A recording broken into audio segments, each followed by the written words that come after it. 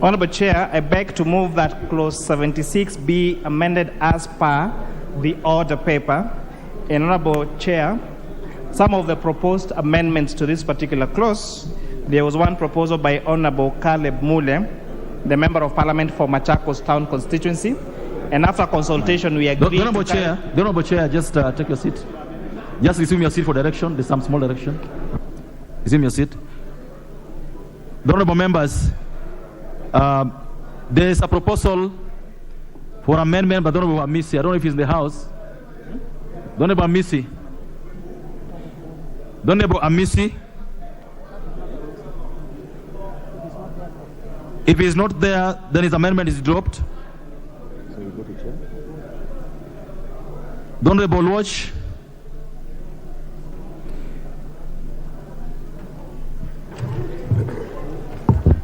Thank you, Honorable Chair. And I rise to propose an amendment that clause 76 of the bill be dropped entirely. Mr. Chair, the reasons for this is that, number one, the entire question of housing has been a moving goalpost by this particular government. It started off as a tax, mutated into a levy. At some point it changed into a saving. And Honorable Speaker, if you look at Honorable Chair, in terms of the hierarchy of needs of what the people of Kenya, what the hustlers of this nation, what the people in my constituency considered to be the most important needs, number one would be the question of education. It would also be in para-material or on the same platform as the cost of living. This government ought to put its resources and time in bringing down the cost of living, as opposed to putting a tax on people who are already overtaxed with 16% fuel, already overtaxed with many other things, as to decrease the tax on helicopter parts and other things. So my proposal, Honorable Chair, is to have this amendment completely deleted from the clause and let the government allow the county governments, whose role it is under Schedule 4 of the Constitution, to be able to carry out the issue of affordable housing. And if the government must collect a tax, which they can do by having a 1% or 2% increase on VAT, as they have done, a 1% increase on pay as they have done, and then give the county government a conditional grant to do the housing within the counties. Honorable Chair, this particular tax is punitive, it is excessive, it is unnecessary, and it is completely out of turn with the taxpayer and the hustler on whose backs this government rode on their heads. I ask that we agree to amend this clause to drop clause 76 in its entirety. Thank you.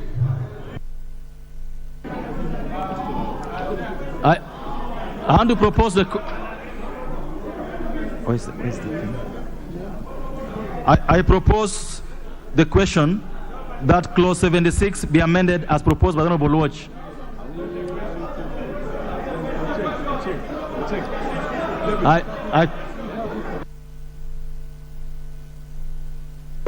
No, members, no.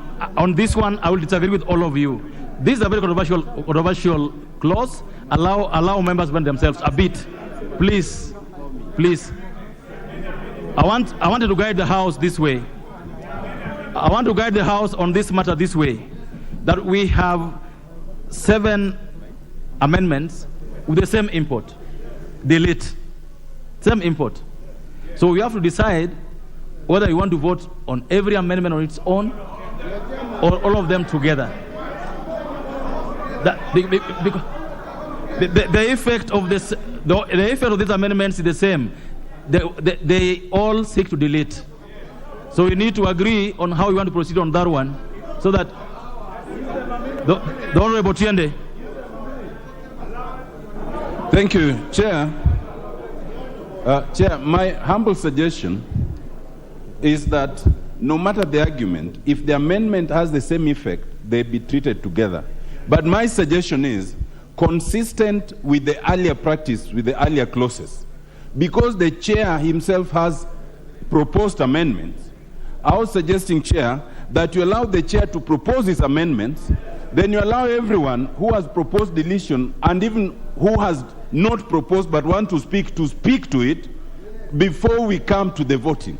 But that way we save time and we are consistent and everybody gets to speak. That's my humble suggestion. Kaluma.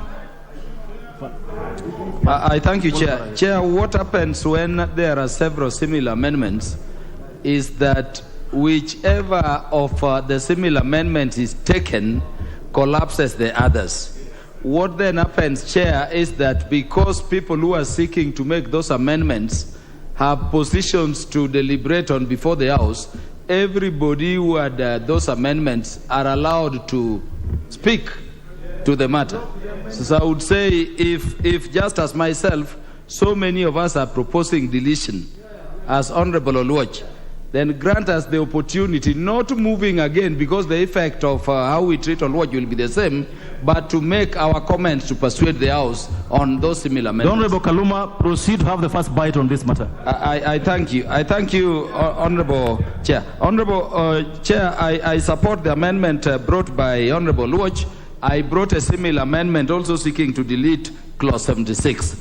And Honorable Chair, for two reasons. Number one, the national government deals with housing policy under the 4th schedule.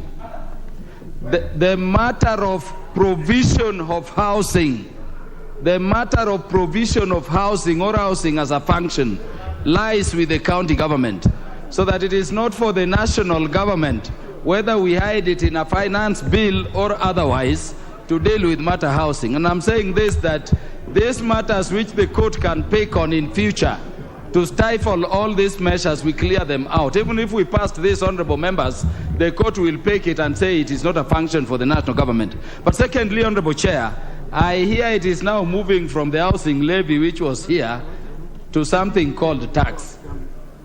How would you make it a tax? It just does not make sense. So I would urge that we agree with Honorable Oluoch, we delete this and we save whatever we have pulled through instead of having this thing stopped by the courts. Thank you. The Honorable Nyikal. Thank you, Chair. Honorable members, I'm going to give members who have amendments first, then when we will proceed from there. Thank you, Chair. I also support Honorable Oluoch's amendment, which means mine then falls because they're the same. But, Chairman, Mr. Speaker, my issue with this thing is we are going to create a huge fund. As it is now, no structure has been put in place. We don't even know how that structure has been put in place. In this country, we have, wherever we have had huge funds, even with structures, these funds have not worked. Look at NHIF. Today we have NHIF, which is structured, a huge amount of money. People are not getting treated, and it is there. How can we be sure that this one, without structures even at this point, will actually work? Look at NSSF. NSSF is, in fact, I would have thought that we would improve NSSF and use that money in NSSF to actually develop housing. Which now, if you look at NSSF, that money is actually used to buy houses and even land, but not for the pensioners. All of us here, show me one old man who is actually living well because he's using the NSSF money that he has put aside. All that money has gone to cartels. Similarly, we are now putting this, and we are not quite sure, even the structure does not indicate who is going to own these houses. If you do not own the houses, what happens to the money you have put there? You cannot put a tax between a tax and a levy, and what happens is you do not know where that money is going. Thank you. It may be a good principle, but let us not implement it at this time. Put it in straight, tell us how it will work. Otherwise, this is just money for cartels. We are going to put, they are going to use it. Thank you. The Honorable Makali. Yeah, thank you very much, Honorable Chair. You got 90 seconds. Honorable Chair, I'd also propose to delete this clause. And the reason is, Honorable Chair, if there is any matter which has been debated by Kenyans in this bill, it is actually the housing levy. A lot of our Kenyans are even thinking the finance bill is equal to the housing levy. And because of that, Honorable Chair, a lot of things have been said by Kenyans. I just want to single a few. There has been a general agreement, Honorable Chair, that there is demand for housing in this country, and we need to construct houses. But what Kenyans have not been very comfortable with is the approach and the strategy of implementing this important activity. The first one, Honorable Chair, what has come out is the issue of the legal framework to ensure that when I contribute, at the end of the day, I'll get money. That's the reason why it has been now changed to become a levy, so that once you pay and forget about it. The second issue, Honorable Chair, was the issue of how many Kenyans will benefit out of this levy, and those who are contributing, in case they don't benefit, how do they get their money back? That had been sorted out by the issue. So what we are saying is, this housing levy, the way it is being implemented, Kenyans are not comfortable with it. And that's why we were saying, while there is need for housing in this country, the approach is wrong. And it's on the basis of that we are saying, we delete it from this finance bill, maybe. Thank you, the Honorable Wundo. We got members who have amendments. Chair, the first bite on this. Chair, I had an amendment similarly, and Chair, mine was premised on the following: that Article 43 of the Constitution provides that the government state organs shall provide housing, adequate housing. And it goes again on 4th schedule, section 2, number 8, that's donated to the county government. So honestly speaking, what we are doing here, this is an illegality, it's unconstitutional as far as it goes, as far as it's concerned.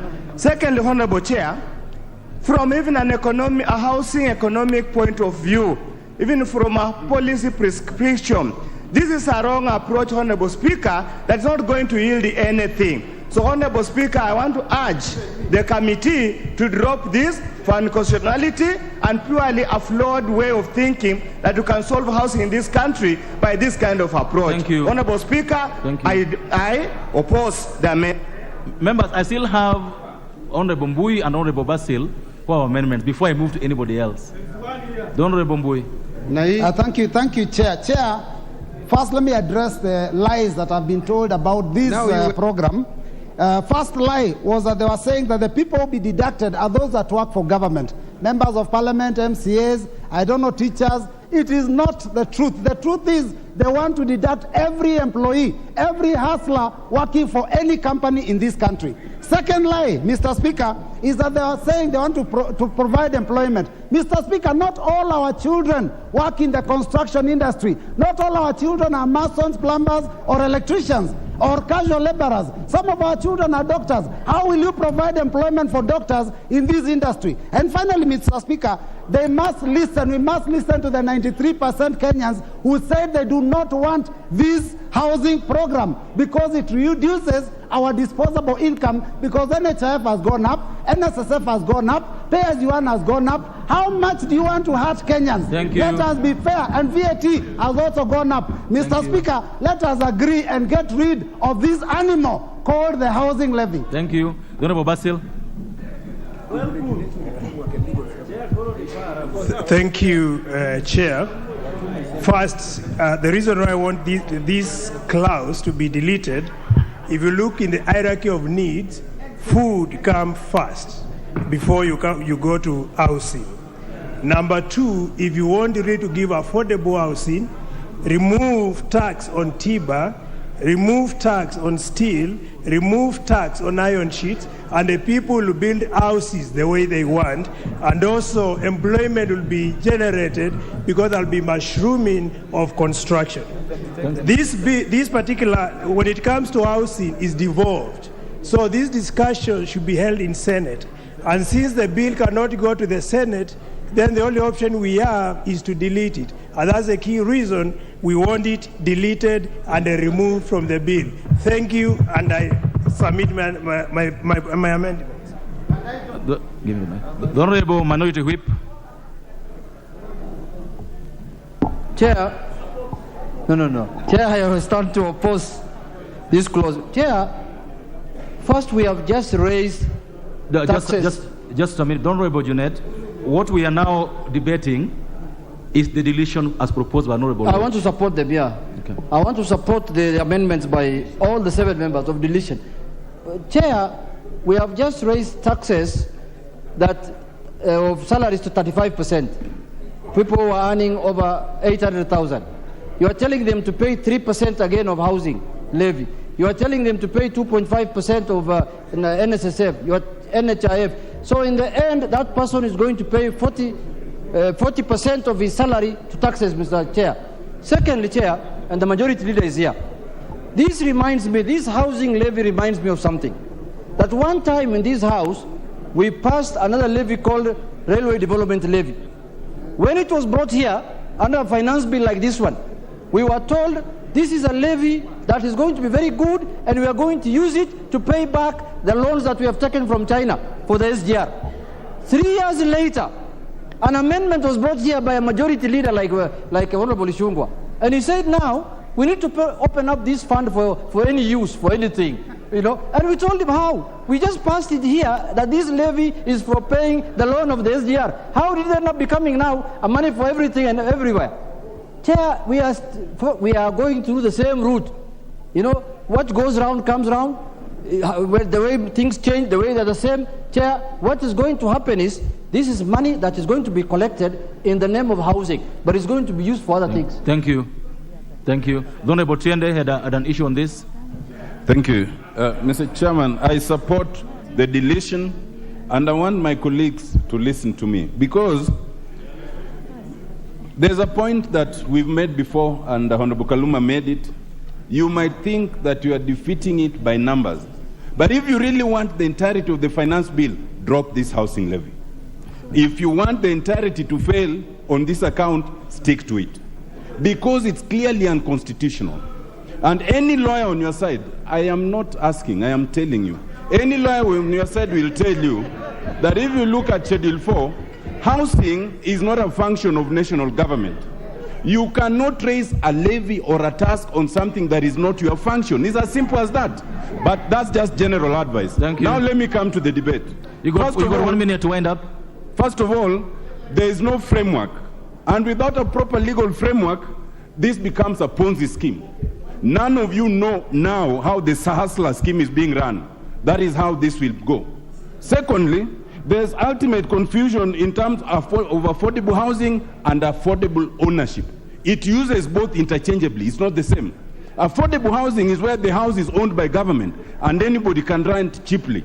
Affordable ownership is where you own. Our very scheme of society, Osoro, does not allow you to go and own some 8th floor in Kisii town instead of your home, in your village. Lastly, Mr. Chairman, this amounts to slavery and servitude. Under Article 30. Slavery and servitude is where you are being told you must pay this tax, but there is no obvious way in which you will benefit. That is slavery and servitude is unconstitutional. Thank you very much. I mean, I've just had 8 from this side. Let's hear the other side too. You've just had 8 this side. Honorable John Angeno. No order. I've just had 8 from this side. Let's hear this side too. Go ahead. You got the mic?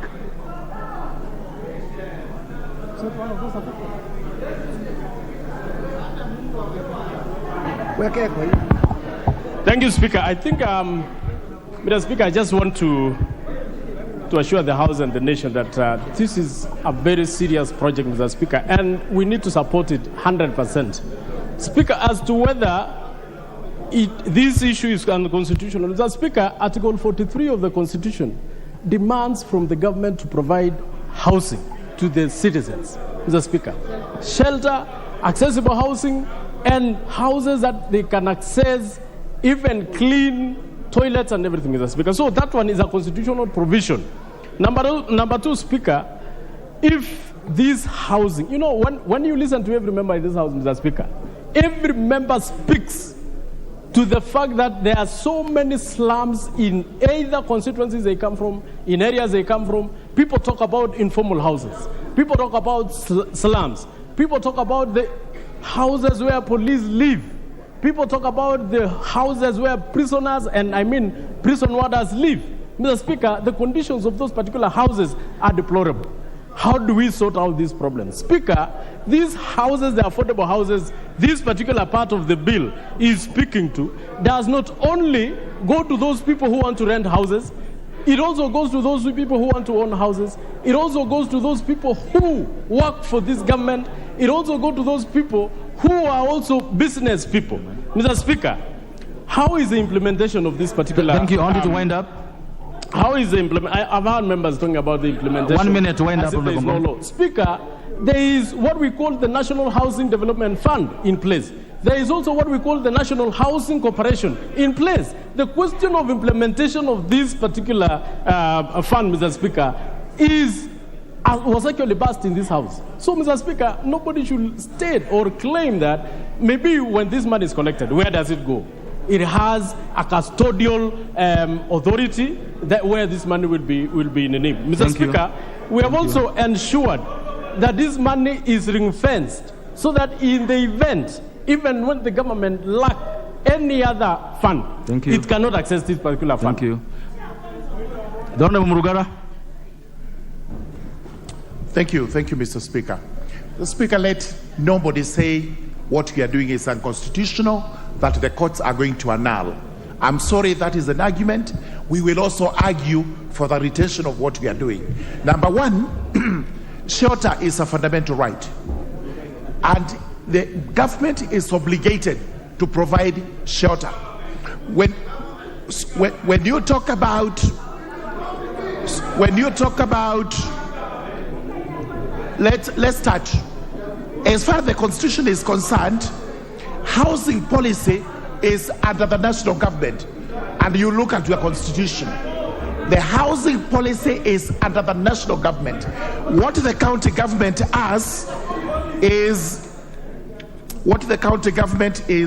development, planning, Honorable Member, just a minute. Honorable Mbadi, it's development. Honorable Murugara, 1 minute. Yes. Honorable Mbadi, it's baffling that when I gave you a chance to speak, this side was silent throughout. I never had anybody interrupting. I would request that we also hear them in silence. It's just important what happens. Go ahead. Yes. So, the housing policy is under the national government. Planning and development, including housing, is under county governments.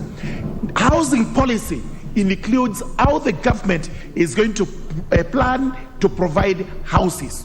And one such plan is actually the levy, so that we are able to build houses in a consultation and with the planning of the county governments. So for anybody to argue that if we pass this, it's going to be annulled by the courts, that's a fallacy. It's an argument just the way I will also go to court to argue that we have to retain whatever has been done. Therefore, there is nothing unconstitutional with what we are doing. Thank you. Honorable Hillary.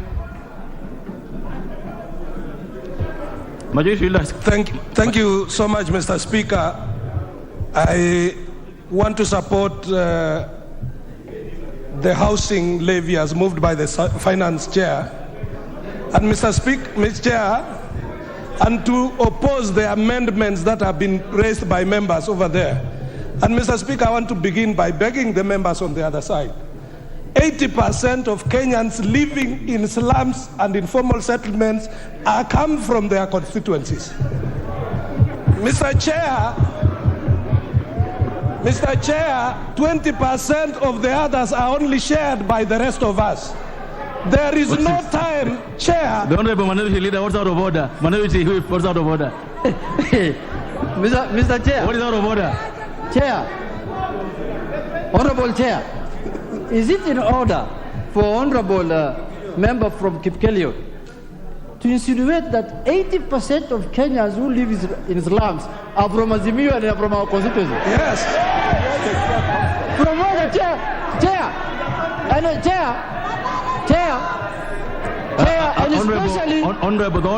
and especially where the Chair comes from. Honorable Chair, the Chair himself. Chair. Is it in order? The member for Kipkelion. Can I proceed, Chair? Order, members. the member for Kipkelion, I would advise that you are on the side of the truth. Yes. Proceed. Thank you, Chair. I want to say, secondly, Chair, that this same housing... No, maybe you didn't get me. I mean, here, when I say I mean, try to move towards the truth. Not R, but error, as it were. So go towards the truth, not double down on the line. Thank you, Chair. Yeah. I was going to say that even the presidential candidate they supported was having this program word by word, the same way we are presenting it. And it beats logic, Chair, that they oppose programs that are coming to their area, including taxes on imported fish from China to protect their people. Have mercy on your people. Thank you, Chair. What's the name of this guy? The Honorable Mbadi, what's out of order? Mr. Chairman, you know, in this house, again, I want to repeat, this is a house of records, and we need to speak facts. And when you have no information about something, you don't talk. When we were debating the issue of fish, the Honorable Member for Kipkelion was not here. Our people eat a lot of fish, double what is being produced. We want fish even from China because we want to eat. You. And by the way, Kipkelion has so many... Thank you.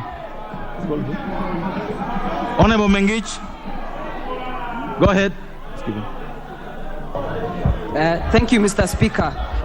This is a very important topic that we are discussing right now, and I'm surprised by the words mentioned by the Member of Parliament, Robert Mbui, the Kathiani MP, when he mentioned that their kids are doctors, I don't know, astronauts, and they are not engineers. Yet, as a construction manager, Mr. Speaker, being involved in construction industry, there are so many parties involved in construction, including engineers, plumbers. So the kind of job creation that will be created in this, once this project is successful, is enormous. So that is why we support the bill. Thank you, Mr. Speaker. The Honorable KJ Carrier.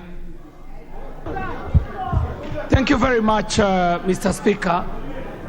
And I would, Chair, it is not in my place to request the House to at least be attentive to the debate, because this is a critical matter that we are debating. In fact, this is a core clause in the finance bill. Mr. Speaker, there are two reasons why I support this clause. Reason number one is that as much as the argument is being forwarded that it is not the function of the national government to build houses, it is also true that it is the national government that gives policy on housing. And Mr. Speaker, the issue that is at the fore here is not just about housing, Mr. Speaker. If they took time to read the proposal, they would find out that it goes beyond just housing, Mr. Speaker. There are three cases that I can mention that speak to three constituencies in this house. The Dagoretti South artisans who work along Gong Road partnered with artisans from Starehe and artisans from Kamkunji to pilot the first 1,000 houses that were constructed in Park Road. And these artisans, three groups of artisans, netted total 122 million Kenya shillings that went to the pocket of hustlers who only constructed doors and windows. Thank you. So Thank you. The Honorable Mutunga. Definitely. Thank you, Chair, for the opportunity. Chair, I just want to pose two questions. The first question is, I would like to know that Kenyan who is unemployed today and looking for a job, who would get an opportunity to get a job, and we ask them to pay 10% or 15% of their salary, and they say no. I would like to have one. Secondly, on our chair, we are looking at the entire country. We are a country which has no houses. We need to build these houses so that you can bring the cost down, increase the numbers and bring the cost down. Thank you. These are people who can be able to be assisted in this process. The Honorable Kalasinga. Thank you very much. Thank you very much, Chair. Chair, my amendment, Chair, was coming also in same but now it was about making this scheme voluntary. But now that I've seen this one, Mr. Chair, I also want to agree that now I have a question. If this scheme has to go on as it is, then my question is here. What becomes of people who are almost getting retiring, 55 years? How long will they pay, Mr. Chairman? Mr. Chairman, I have a question on people with very slim pay slips. Some people have as less as 500 shillings on their pay slips. Mr. Chair, when you pay 1,000 shillings per month, this will, by simple calculation, tell me you will pay for 125 years so that you attain this house. Thank you. The Honorable Zamzam. Asante sana Mheshimiwa Mwenyekiti, na mimi naweza kuunga mkono hawa ndugu zangu waheshimiwa waliosema kuwa tuipuzilie mbali na tutupilie mbali hicho kipengo cha kuweza kulipisha wafanyikazi pesa ya ujenzi wa nyumba. Mimi nataka niseme hivi Mheshimiwa, kuwa wafanyikazi wengi wa Kenya wamechukua madeni. Just a minute. Honorable members, it's just not right to keep shouting at me when another member is on our feet. I can't hear them. Let's just keep our cool. It's our house, it's our debate. When one person is speaking, allow them to contribute. I also want to hear what she's saying. Go ahead. Asante sana Mheshimiwa. Wafanyakazi wengi, ukiangalia walimu, hata hawa mapolisi wamechukua pesa kwa deni, wameenda kujenga nyumba. Leo unasema katika pesa zao za mshahara wanakatwa tena pesa ya kwenda kujenga nyumba. Mimi nataka niulize, yule mwalimu ambaye yuko Mombasa, nyumba za jengwa Nairobi, atahama vipi Mombasa wakati amejiestablish kule Mombasa haja akae Nairobi? Huu ni wizi wa dhahiri. Waheshimiwa, mimi nataka niwaelezee, tupanue akili zetu, tufungue akili zetu, tusiwe tunasukumwa kama mteremko, tuwe viongozi ambao sisi tunawaza. Sio kila kitu sisi tunakubali, huyu anapiga huku tax, anachukua na huku, anatolea na huku, na sisi hapa tunagonga miguu tukisema ai. Wakenya wamechoka, Wakenya wamechoka. Huu ni wizi wa dhahiri. Sisi hatutaki watu kujengewa nyumba, tunataka watu wapewe kazi. Thank you. Now 30 seconds each. Babu Wino, 30 seconds. Honorable Babu Wino.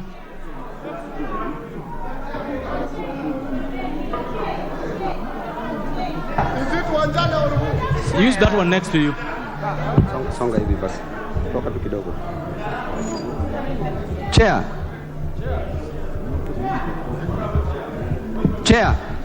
Chair, please. Before I proceed, I would like you to just give me 2 minutes only, because 30 seconds I will not prosecute whatever I want to say. Chairman, thank you very much for giving me this opportunity to educate my fellow members of parliament on this matter. In matters economics, number one, Chair, there are 3 types of goods. Number one, we have what we call the private goods. And in private goods, Mr. Speaker, in private goods, these are goods which are consumed by one party at a time. Example is housing, and another example of the private goods is cell phone and even a dinner. Then there is public goods, Mr. Speaker. Public goods are goods like roads and air, clean environment and air. Please, just let me just prosecute it. I'm not violent on this because I want it to stick in your mind. Number 3, we have merit goods. The merit goods are goods which must be encouraged by the government to consume, which are education and health. Therefore, on the matters of private goods, Mr. Speaker, it is not the role of the government to provide such goods like housing to its citizens. Mr. Speaker, we are being told that the main aim of providing houses is to eradicate slums. Mr. Speaker, I can tell you the truth that if we encourage provision of houses in urban centers, Mr. Speaker, more slums will sprout. We will create what we call in economics the dual economy, where we have the rural economy and the urban economy. Therefore, there will be high crime rate because people will be moving from the rural areas to urban areas with the intention of getting houses. Lastly, Mr. Speaker, The best way to treat this housing menace is simple, Mr. Speaker. Let the government come up with proper infrastructure. For example, construction of electric rails, where we will have electric trains, where a person in Kisumu can board an electric train. Thank you. Thank you. The Honorable Mishimbogo. Asante sana Mheshimiwa Spika. Mheshimiwa Spika, pia mimi naunga mkono viongozi ambao wamekataa ushuru kwa mambo ya kujenga ujenzi wa manyumba. Nataka niseme wafanyikazi wa umma kwa miaka mingi hawajaongezwa mishahara. Kwanza tungefikiria tatizo hilo la kuongeza mishahara kwa wafanyikazi wa umma, ndiposa tuweze kutoa ushuru katika zile pesa zao. Pesa za Wakenya zimekuwa zinatozwa ushuru tofauti tofauti, mpaka mtu akipata ile pesa yake anaona hakuna pesa ambayo amepata. Swali ni kwamba ikiwa mimi na mume wangu sote ni wafanyikazi wa umma na tunakatwa hizo pesa za mambo ya nyumba, je, sisi tunataka nyumba mbili? Je, tumeulizwa kama tutapenda nyumba moja ama tutataka nyumba mbili? Honorable Alice Nganga. Honorable Alice Nganga. Thank you. Thank you very much, Chair. Chair, where I come from my constituency, I have a slum called Kiandutu, and I would want the Kiandutu people to have decent housing.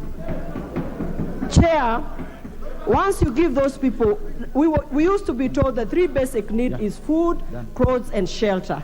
We are giving these people proper shelter.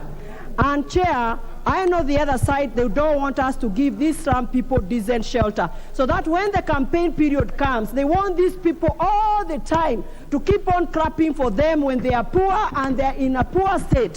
We need to give these people the dignity they deserve. They want Kibera to remain Kibera, so that they can find a place where they'll be campaigning all the time, because those people are vulnerable. It's a high time as a nation we say enough is enough, and we give every Kenya a decent housing project. Thank you. They have to live with that. Thank you. Honorable Nyoro. Honorable Chair, mine is on procedure, and I request you that you rule, because Honorable Chair, we've been listening to the several amendments in terms of deletion. My request to you, Chair, is that then you allow the Chair for Finance to put forth his amendments, and therefore, Chair, when we vote to the Chair's amendment, then automatically, as Honorable Karuma had suggested, then the rest falls, Honorable Chair. That is my request, Honorable Chair.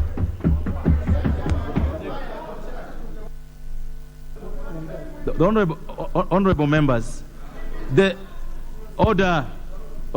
The consequence of the Honorable Lord's amendment is that if it is passed, then the matter ends there. There's nothing to talk about, and that's why you have to spend it.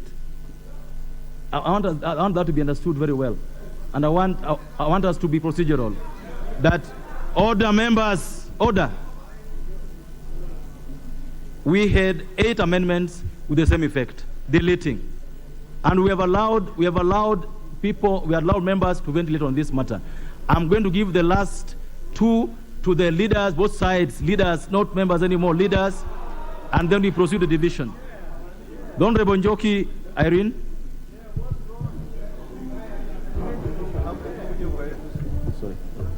Thank you, Chair. It is very ironical when we sit here as members of parliament, we are getting loans of 3%, yet we don't want the normal hustler to get a loan of 3%. It is shameful, very, very shameful. It is very shameful when we, as members of parliament, we have hustlers in our constituencies. We don't want them to pay mortgages of 5,000 shillings where they can afford. We want them to pay mortgages of 15,000 shillings. I tell our people, please let your people benefit. And I, from Bahati constituency, as the main beneficiary in Bahati, where I don't even own a bank in Bahati, I will support this because my people will get jobs, we shall be able to get businesses, and we shall be able to generate income, and income will revolve around my constituency and other constituencies. Thank you. Thank you. This chance now goes Honorable Minority Leader. Mr. Chair, let me just say a few things. First and foremost, Chair, as I've said before, this housing levy or tax, in my view, is the mother of all scandals in this finance bill. If you ask me, there are very many other scandals in this bill, but this is the mother of all scandals. Mr. Chair, and I also want to state this, that this housing levy is akin to a pyramid scheme.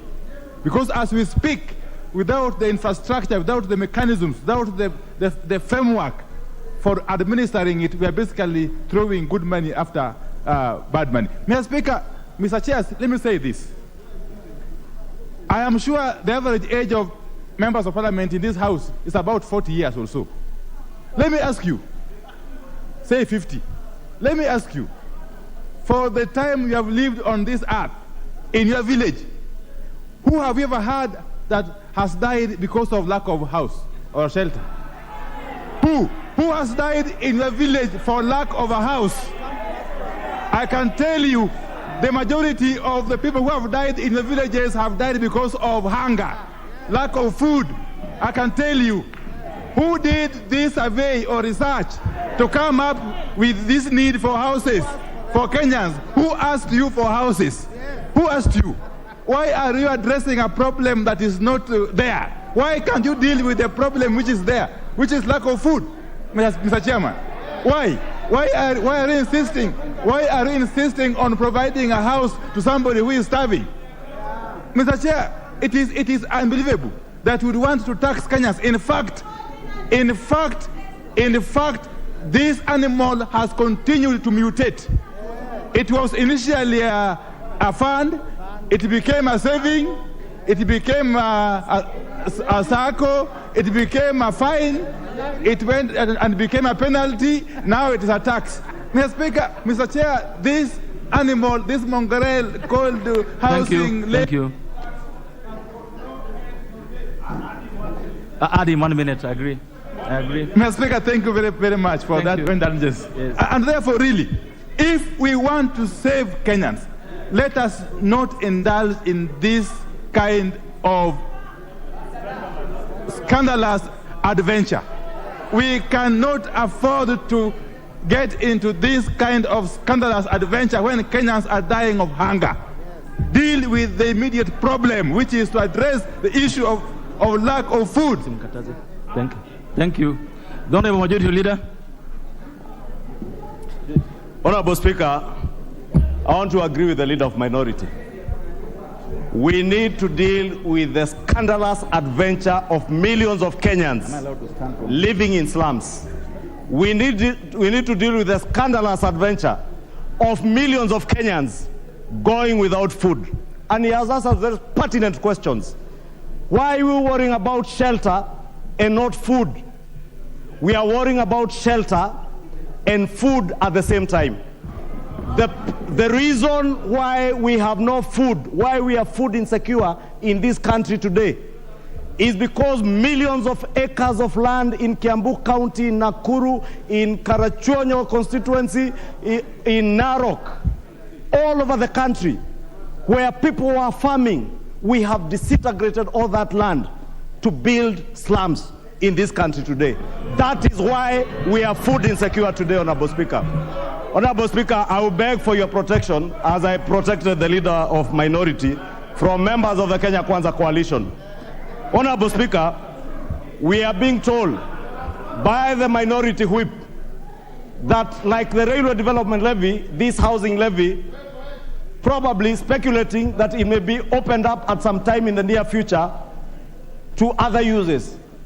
Minority Whip, I want to assure you the housing levy, as early as tomorrow or the day we do the appropriations bill, we shall ring fence this money to go only to housing, and we shall be appropriating the 73 billion shillings coming out of this levy to go to the Ministry of Housing to deal with affordable housing in Suna East constituency.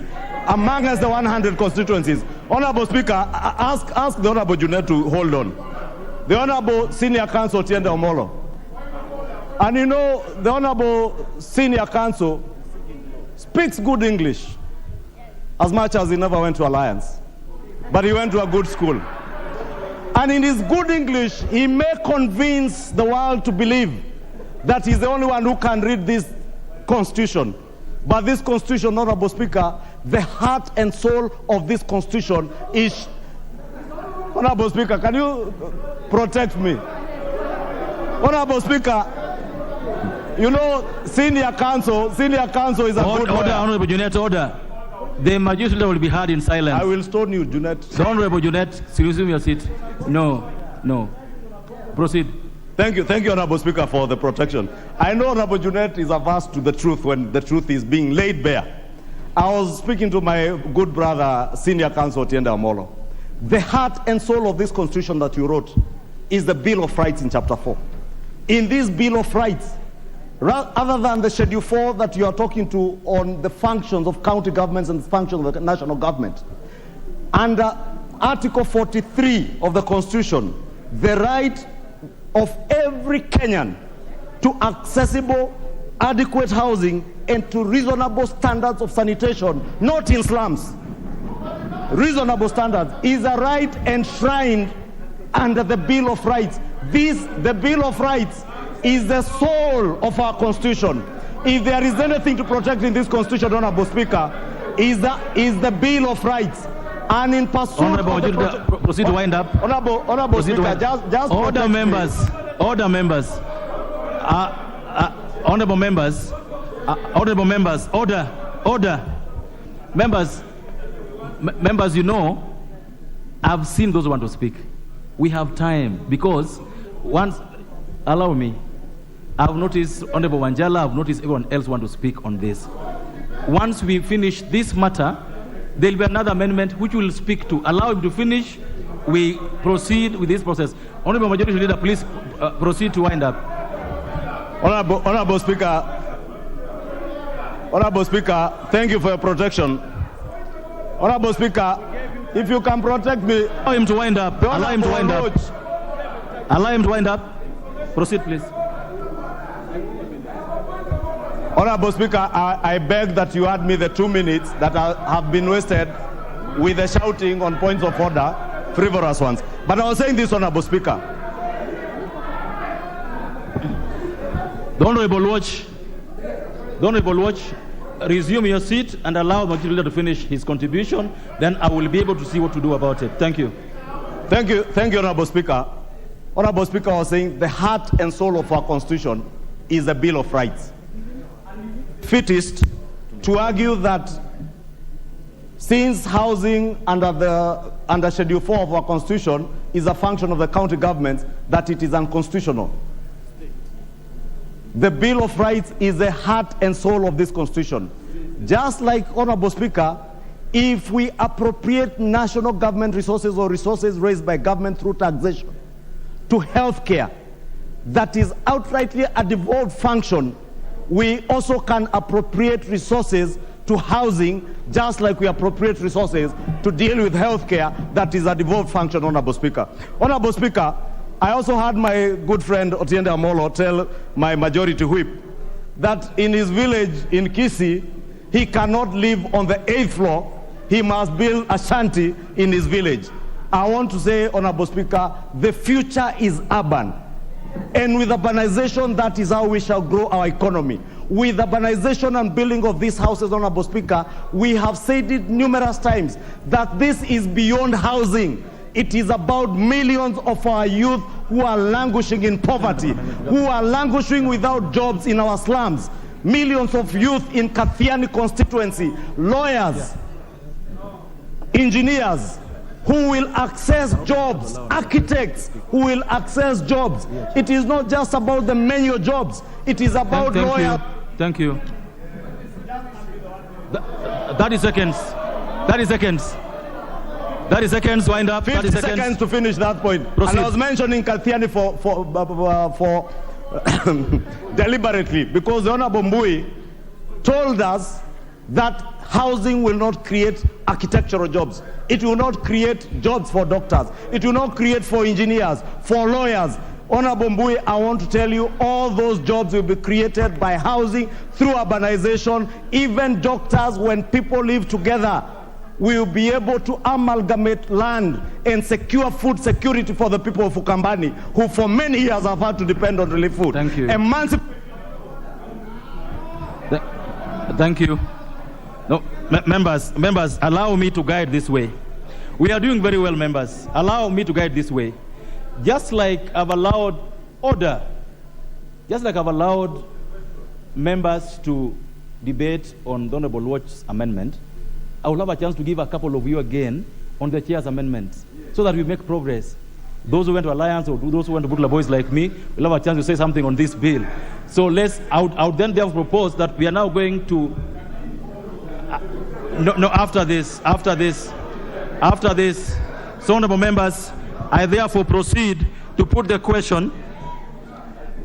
Members, remember we had amendments by the Honorable Oluoch, Honorable Nyikal, Honorable Makali Mulu, Honorable Wundo, Honorable Kaluma, Honorable Mbui, Honorable Basil. Members, the upshot of our vote is that if the vote is carried, then we have carried the vote for the 7. If it fails, it also fails with it. So therefore, members, I proceed to put the question that clause 76 be amended as proposed by the Honorable Watch. I put the question that clause 76 be deleted. Will as many of that opinion say aye? Will as many of that contrary opinion say nay? Obviously, the nays have it. The nays have it.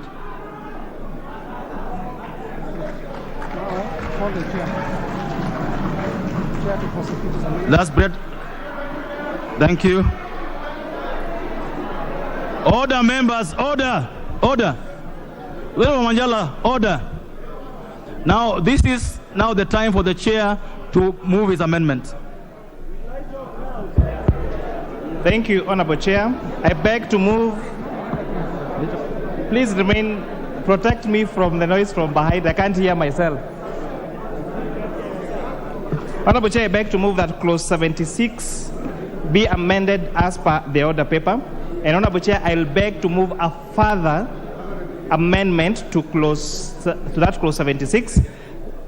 We had a deliberation with the Honorable Caleb Mule, the Member of Parliament from Machakos Town constituency, and he had this proposed amendment to clause 2A that we have agreed to carry on with the recommendations by our committee as a committee amendment, that an additional clause 2A be added to read as follows: the affordable housing levy shall not be used for any other purpose other than development of affordable housing and associated social and physical infrastructure, as well as the provision of affordable home financing to Kenyans. So beg to move that the amendment be done as per the order paper with that additional amendment as we've carried as proposed by the Honorable Caleb Mule, the MP for Machakos Town constituency. I have a few notes, a point of information on this. The question I've been asked, first of all, why is it on gross pay and not on basic pay? The proposal before us, first of all, was that this be done at the rate of 3%. And after public participation, we agreed that 3% will be too high to start with. Let us shelve that by half to 1.5%. The question is, do you make it basic or do you make it gross? If we make it basic, honorable members, it defeats the whole purpose. For what reason? If someone has a salary of 100,000 shillings in the private sector, and you say that this particular levy is going to be based on their basic pay, so they're going to use what you call in accounting tax planning and reduce their basic pay to 20,000 shillings, and the 80,000 shillings will be allowances. So that means that the objective of the 73 billion shillings, as alluded by the Leader of Majority, that is targeted to build affordable housing for Kenyans, will be defeated. Secondly, the initial bill had a proposal to have a cap of 2,500 shillings for employer and 2,500 shillings for employee. And Honorable Chair, this particular provision was, we agreed as a committee we're going to delete. For what reason? For you members of parliament that earn an income of above 500,000 shillings, for example, if you cap this to the amount of salary that members of parliament earn is public knowledge. So, okay, for someone who earns 500,000 shillings, let me use that as an example. If you do, if you cap their contribution to 2,500, then it will mean they're not contributing that if they even earlier proposed 3%. For what reason? Because the 2,500 divided by 500,000 shillings is 0.005%, which would mean that that particular capping was advantageous to those people that are earning more, but punitive to those people that are earning less. That is why the committee recommended for total deletion of that capping. Because it would, however, anybody would have argued that it was discriminatory for those people who are earning less and advantageous to those people who are earning more. On the question of this affordable housing, because I want to make this last contribution, we have, as at yesterday, 42 signed memorandum of understanding between the State Department of Housing and county governments. And key to note is that the 42 county governments are across the political divide. So our governors, both Kenya Kwanza governors and Azimio governors, have actually signed MOUs with the State Department of Housing, giving land in their counties to be used for affordable housing. Everyone is agreeing that this is a noble cause, and that is why I beg that this House agrees with the amendments as proposed by the committee. And with that, I beg to move, Honorable Chair. Thank you. I now propose the question that Clause 76 be amended as proposed by the Chair of the Finance Committee. The members, we agreed we will give, first of all, there's order members, the Honorable Mule. Honorable Mule had an amendment which was carried, so I would like him to just say a word. Okay, the Honorable Wanjala. Oh, the Honorable Mule, go ahead. 1 minute, Honorable Mule. It's okay.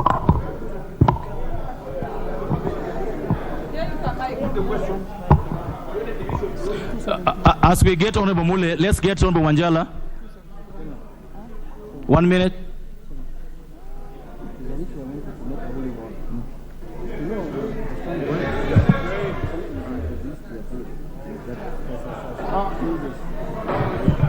Mr. Chairman, thank you. Mr. Chairman, we have institutions in this country that can build houses.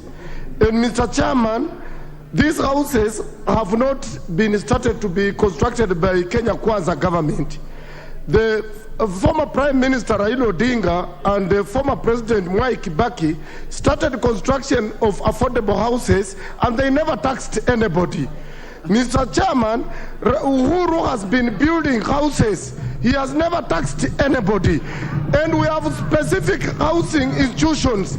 We have NSSF that is supposed to construct houses. We have National Housing Corporation is supposed to build houses. And then we have we have finance, NAP Trust, Mr. Speaker. I was in Rwanda 2 weeks ago. They are constructing houses, but they are not levying anybody, they are not taxing anybody. Mr. Chairman, this is a scandal in the offing, like the golden bag. Because even as we are talking today, NSSF coffers is empty. They have already washed it. It is, they have taken all the money, it is empty. The same way they will deal with the issue of the house. Thank you. The Honorable Mule, who was supposed to get, I don't know whether you can find him now. Thank you, Chair. Chair, mine is just to thank the Finance Committee for accepting to adopt my proposed amendment. The proposed amendment as it is in clause 76, 31B3, as it is in the order paper, that the affordable housing levy not to be used for any other purpose other than the development of affordable housing. Basically, this was to ring fence the fund not to be used in any other purposes other than to build houses, affordable houses. Thank you. Chair, Thank you. Chair, just a minute, Chair. This was necessitated by other funds that have been there in the country, like the sports fund. The sports fund was set aside to grow and develop sports, which does not do that, does not serve that purpose. So, Honorable Chair, I thank the... Thank you. Thank you so much. Honorable members, I proceed to put the question that Clause 76 be amended as proposed by the Chair of the Finance Committee. Will as many of that opinion say aye? Will as many of that contrary opinion say nay? The ayes have it.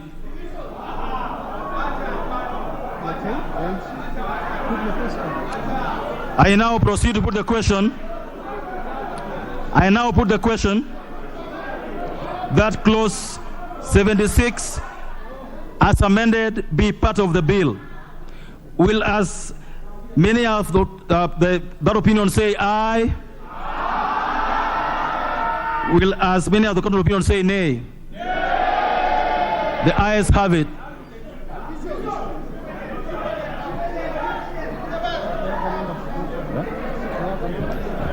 I've confirmed that we have the numbers for division. I order that the bell be rung for 5 minutes and the clerk to prepare for the division.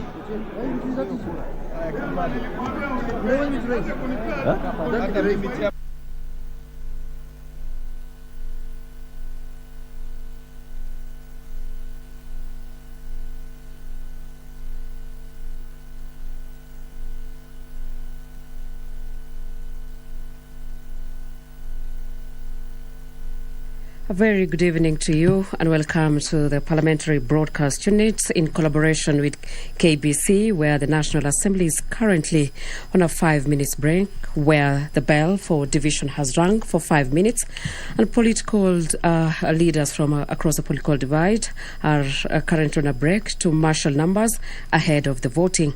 Remember, the National Assembly is currently considering several proposed amendments to the Finance Bill 2023 that is currently at the Committee of the Whole House stage before it's enacted into law. The members of Parliament had been considering Clause 76 of the Bill on Housing, where the Employment Act 2017 is amended by inserting the following into the new sections.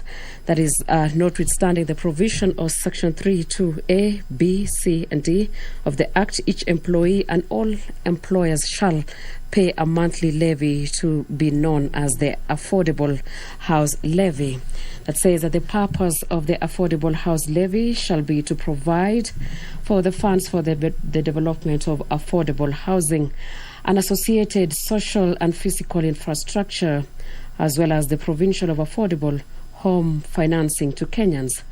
Also, the monthly levy to be payable by the employer and employee shall be 1.5% of the employee's gross monthly salary for the employer. This means that an employer shall pay to the National Housing Development Fund established under Section 7 of the Housing Act, in respect of each employee, the employer's contribution at 3% of the employer's monthly basic salary. Remember, earlier on, the members of Parliament in the morning. The members of Parliament in the morning capped at the housing contribution, which was earlier capped at a maximum of 2,500 and matched by employers, will now go directly to the government's bank's account as opposed to a fund. By making it a levy as opposed to a contribution, the money shall not be refundable to employees as in the earlier proposal. The National Treasury had initially proposed a 3% contribution that would have been matched by employers also at 3%. Earlier on, the members of parliament voted to pass the proposed 16% VAT on fuel, with 184 members of parliament voting for the fuel to be increased, the VAT from 8% to 16%, while 88 voted against it. The employees who qualify for the affordable housing, the contribution accrued to employee and shall be used to finance and purchase of a home under the affordable house scheme, or for employees who are not eligible for affordable housing upon expiry of 7 years from the date of the start of making the contribution after the attainment of their retired age, whichever is earlier, a transfer of the contribution to a retirement benefit scheme or a pension scheme registered with the Retirement Benefits Authority, RBA, or a transfer of their contributions to any person registered and eligible for affordable housing under the National Housing Development Fund, NHDF, or a transfer of their contributions to their spouse or dependent or children. On 5, or to receive their contribution in cash, provided the contribution paid out in cash shall be included in the contributor's taxable income for the year and be subjected to tax at the prevailing rates. Remember, the employer shall remit both employee and employer's contribution to the National Housing Development Fund before the 9th day of the following month after the deduction has been made. This, the Cabinet Secretary responsible for matters relating to housing, in consultation with the Cabinet Secretary responsible for matters relating to finance, shall make regulations prescribing the qualifications to participate in the affordable housing scheme. And number 6, this section shall become effective on the date the regulations made. Subsequent 5 come into operations. And as you can see, members from across the political divide right now are consulting ahead of the voting with the Speaker, saying that the voting shall be happening in 5 minutes. The members from across the political divide, as you can see on your screens, are consulting with those from the opposition, saying that taxing of wananchi of 1.5% and 1.5% from the members of from the employee and that of the people will subject the taxpayers into a lot of money, especially now during financial crisis. However, those from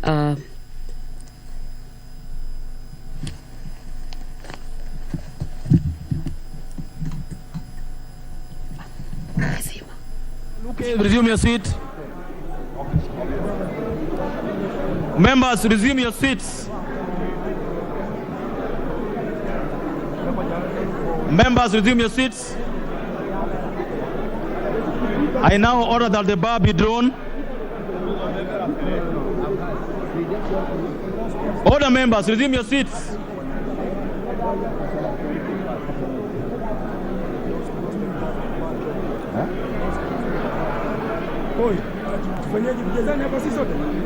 We will have two. No, we have too many here. Of course, okay. The others will leave. It's not so clear. What's wrong with you? I'm going to order that you sit back there. They give me another unfortunate. You can't do that. Order, members. May we resume our seats? Order, members. The Honorable Memusi, resume your seat. The Honorable Luke, resume your seat.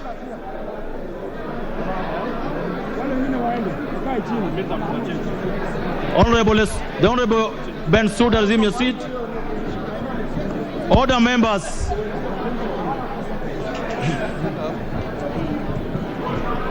Order, members.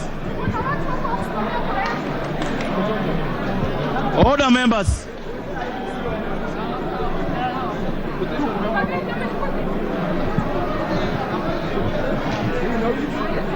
Order, members. I request that the minority side to nominate two agents from minority side and 2 from the majority side, not 10 like they're on my back. 2 from each side.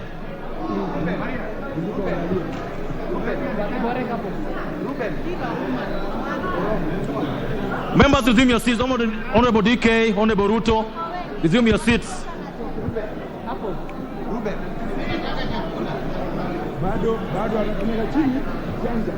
Honorable Hillary, resume your seat.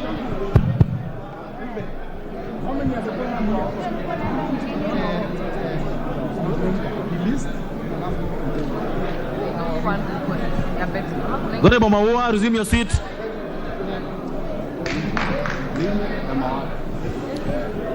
Order members, Honorable Engineer Oscar Sudi, resume your seat.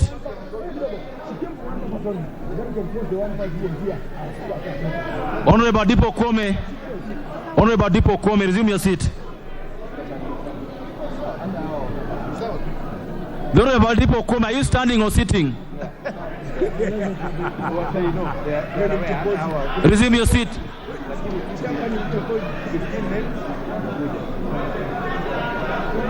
Honorable Kawaya, resume your seat. We shall, honorable members, order. We shall vote as required by the laws and our standing orders that we shall vote yes or no, and we shall vote in silence and with decorum. Honorable members, I proceed to put the question that Clause 76 as amended be part of the bill.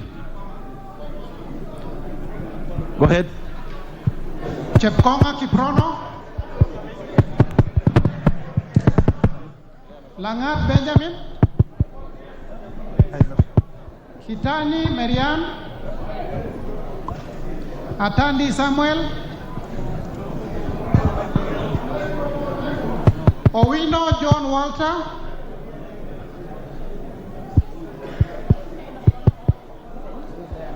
Mrembo Irene Joki,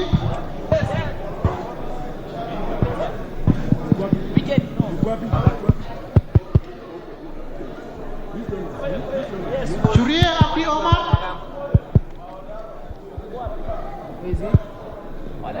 Churie Abdi Omar, Sergon Florence,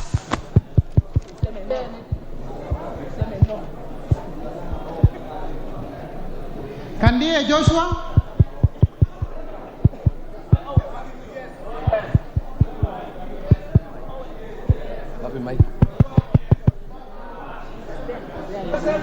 Give me the mic. Aya. On behalf of the people of Baringo Central, I vote yes.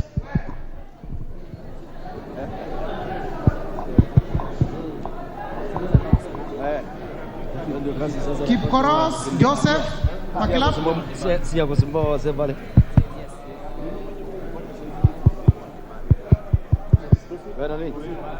Kamuren Charles, Kazi ya vijana ni kukimbia kimbia.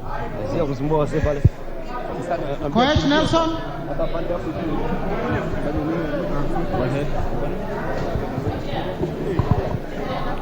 Momanyi Innocent, Momanyi Innocent,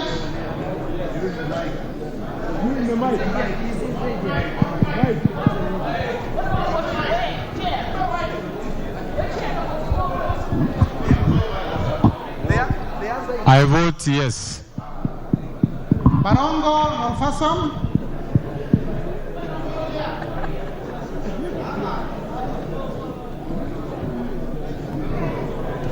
I vote no. Alpha Miruka Ondieki, Lynette Chepkorir, Kilel Richard Cheriot,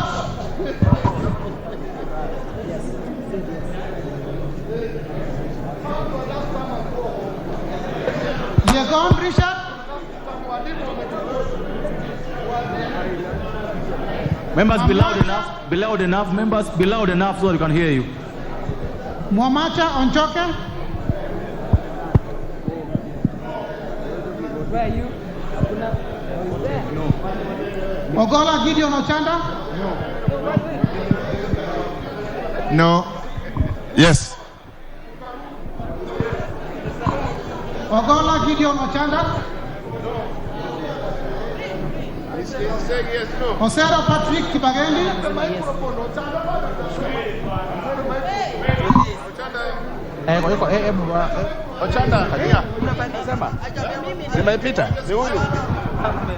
Obara Eve. Kabondo Kasipul votes no. Order. The person voting next was Patrick Osero, not Obara. Patrick Osero. Obara was called ahead. Obara is called ahead. You are called before. I was called before, Osero. Can you start again, please? The Honorable Eve Obara, resume your seat. Your chance will come. Okay. Give up the mic.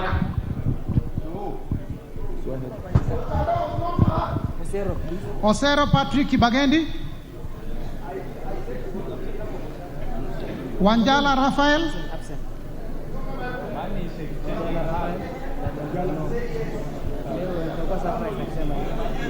Media houses, make sure you print who voted yes and no and abstain. I vote no. Wamboka Nelson. Wamboka Nelson. On behalf of the people of Bumula and the people of Kikuyu constituency, I vote no. Wambilianga Catherine.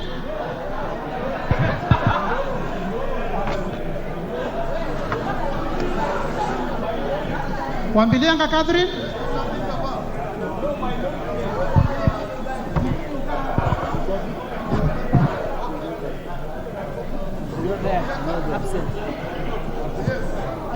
Yakub Ado.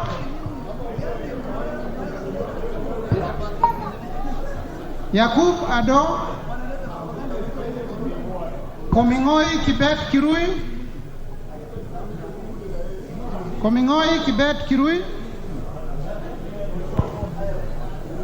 Omanyo Catherine.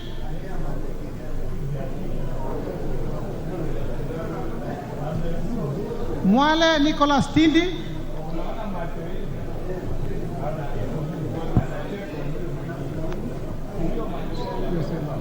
Oyula Joseph.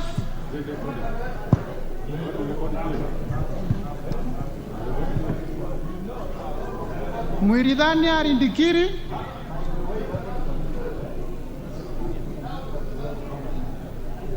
Kirema Moses Gishuna.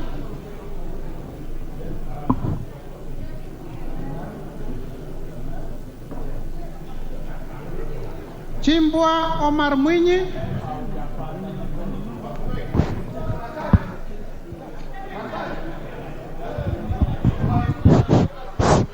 Testing, 1, 2, 3, testing. Mr. Chairman, I'm voting no.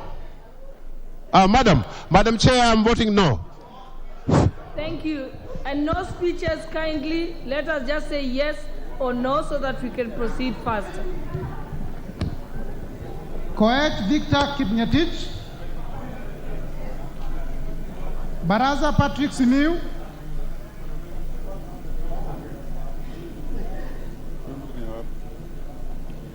Diego Paul Kibichi.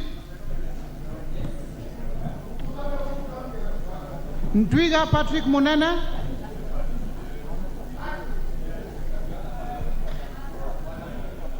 Mahali Mfara.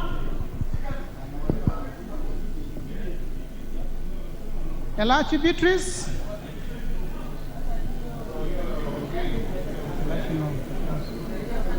Waweru John Kiaria. Order. Don't Wamboka, you do that again, there'll be consequences to it. Members will vote individually. Don't Wamboka. You try to vote for another member again, there'll be consequences. Members are voting for themselves. Allow members to vote for themselves, not you voting for members.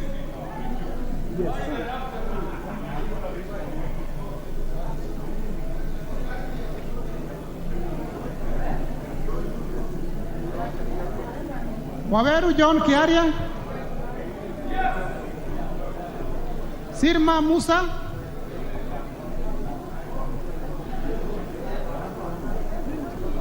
Welie Adam Kenan,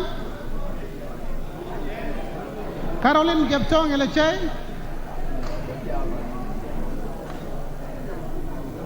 Gadhiru Mejadong Benjamin,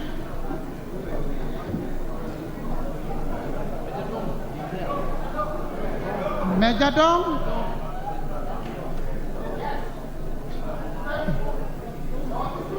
Ongili Babu Owino, I, Babu Owino, Member of Parliament for Embakasi East Constituency, First Class Honours Holder in Actuarial Science, an actuary, a lawyer, 6 diploma holder. I vote no. Just trying to say that my conscience is clear as I'm voting. Gakuya James Mwangi, Mawade Julius Musili,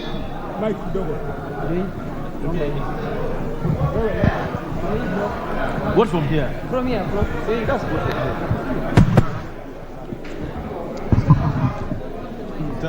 Mawade, on behalf of the people of Embakasi South, I vote no to this punitive levy.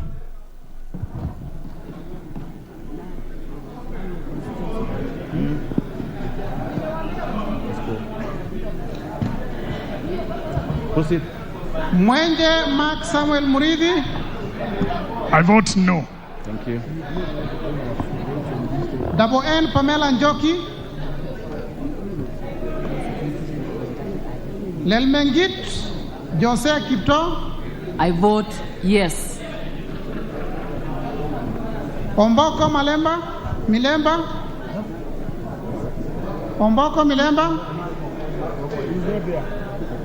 He's not there. He's not here. He is not in the hall. Kipiegon Johanna Ngeno, Ukose Robert, Yakub Farasala,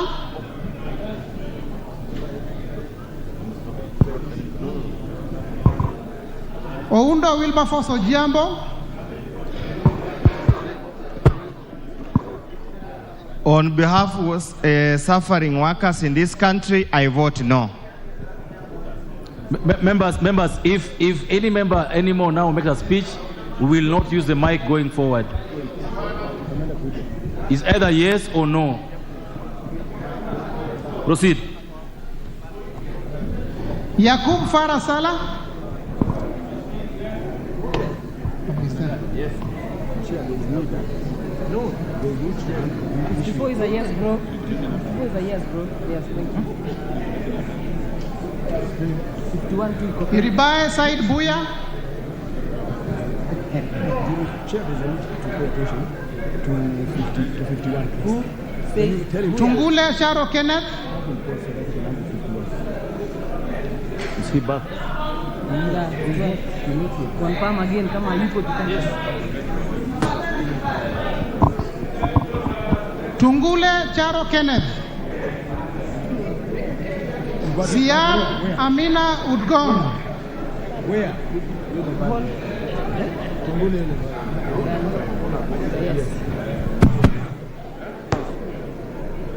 Baro Deko Mohammed, Guyo Ali Wario, No, absent. Guyo Ali Wario,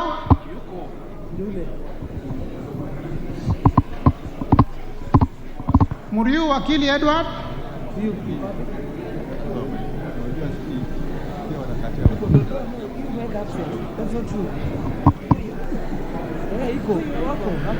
Kururia Elijah Njora, and 60, number 60 again. Number 60. Guyo Ali Wario. The Honorable Guyo Ali Wario, are you in the house? He's not there. He's not there. Why you keep putting the Why you putting the wrong information? I'm here, Chair. The Honorable Guyo Ali Wario is in the house? Great, thanks. Proceed. I'm present. Ayuko. Let's not move on. Let's not move on. I'm going there. Chair, mwambie your pause. Read my name again, Chair. Chair, there's no 258. 15. Amina Udogon, is she in the house? No. Absent. Okay. Kururia, I vote yes. Order. Honorable Omboko Milemba. Absent. 51. Absent.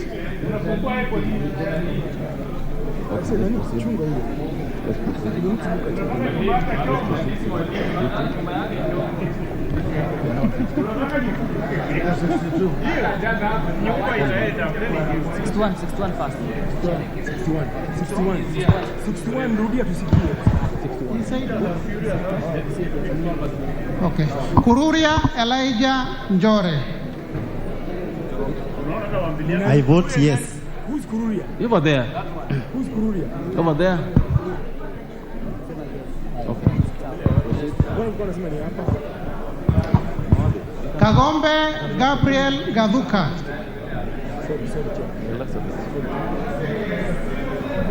Yes.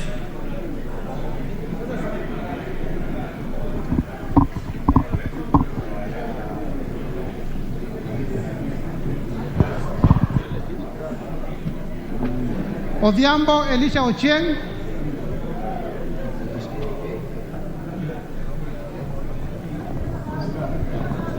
Yedenji Robert Gishimo. Wanjira Martha Wangare. Wamushomba Gadhoni.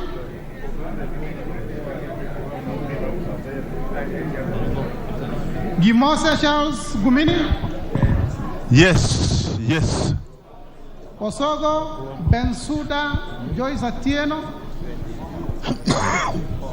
No. Kaluma George Peter.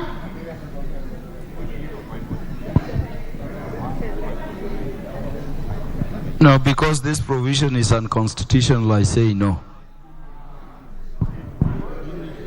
Karido Kiili Daniel.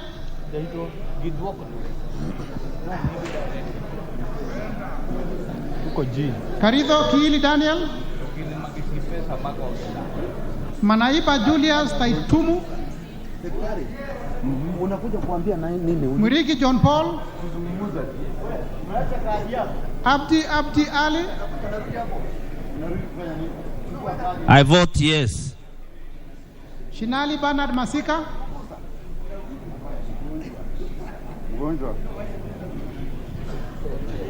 Shinali Bernard Masika. Bonaya Mumina Golo. Lomwa Joseph Samal. Tupi Bidu Mohammed. Badibadi Twalib.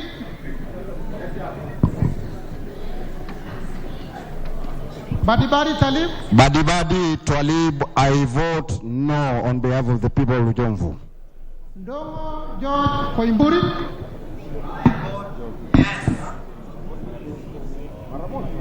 Wamashukuru James Gidua. Obara Eve Akinyi. I vote no. Okay. Kalasinga Joseph Simiu.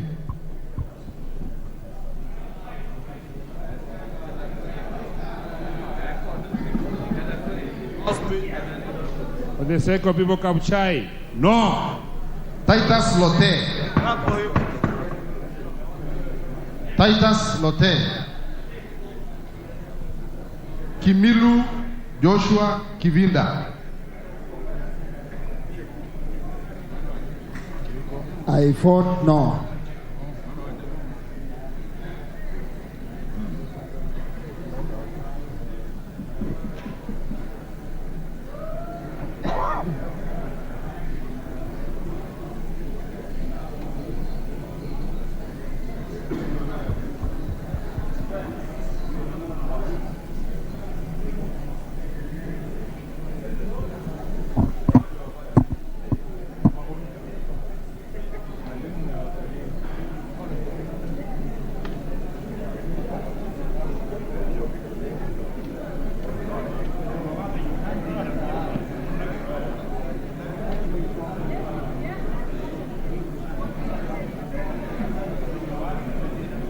Titus Lote,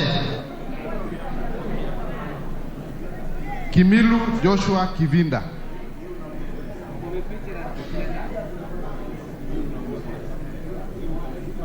I vote no.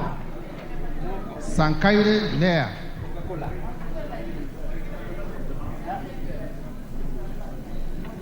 Kanchori Elijah,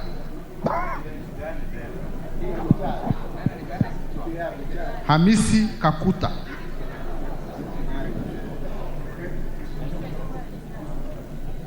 Nguro Onesimus,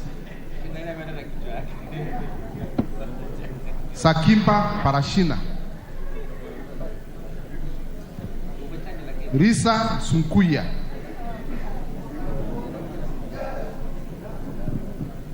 Muhanda Elsie,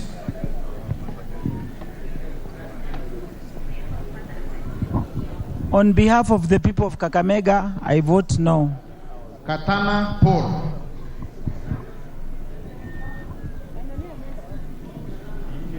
Kwa niaba ya wakazi wa Kaloleni nasema la.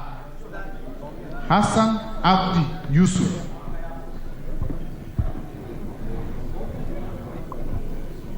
Njogona Chege, Makali John, Kihungi Peter, Muli Fabian, Shumel Samuel, Sudi Oscar,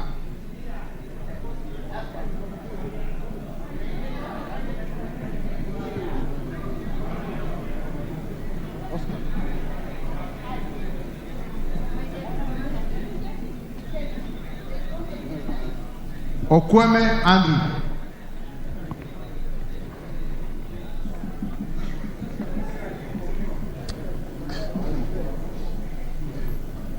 I vote no for Karachuonyo and myself. Karauri Ronald, Were Charles, I vote no. Bui Robert,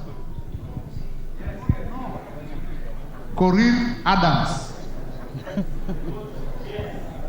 Kipkoech Gideon, Kemei Beatrice, Ruto Julius, Wangaya Christopher, Wanjiko John, Waidaka John, Murada Ann,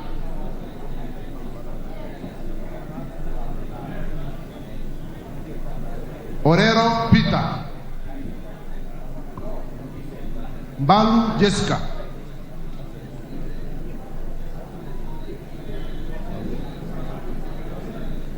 Mutuse Ekomas, Wainaina Anthony, Munyoro Joseph, Ichungwa Anthony. Yes.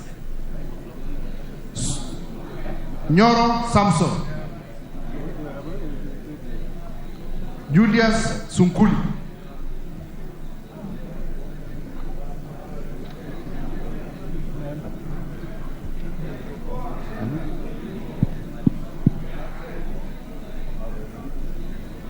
Mwanyanche Gatwi,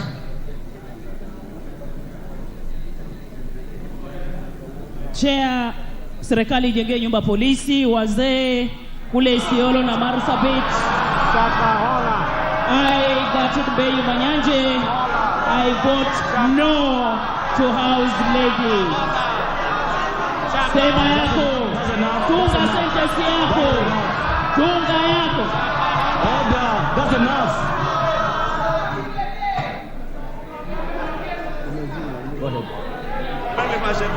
Go ahead. Baya Owen, Kitty Richard Chonga, Zambia Thaddeus,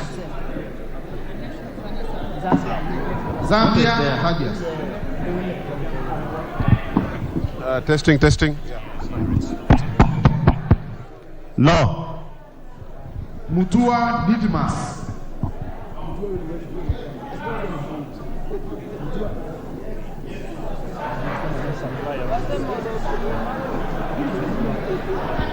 Order. Order members. Can we have the Honorable Mutua Barasa vote again? Mutua Didmas. Bissau Morris.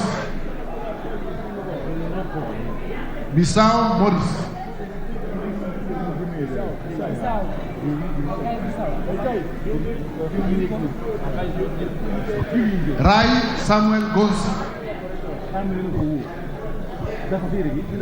Kwenya Dhuku.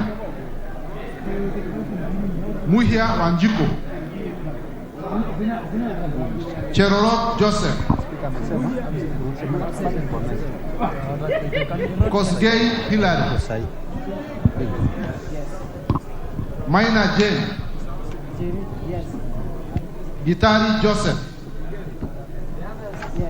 Benziba Rashid.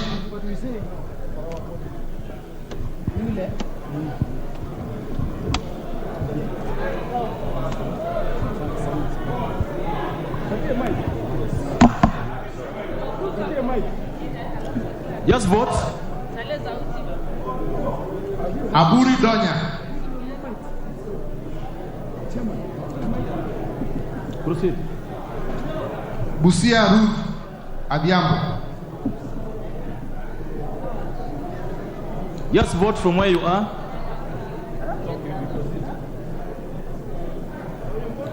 There. Just vote from where you are, the Honorable Busia.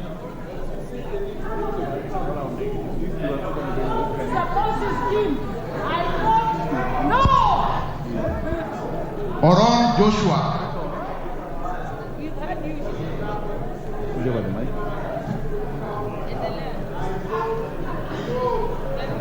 Ahmed Shakib Ahmed Shabir.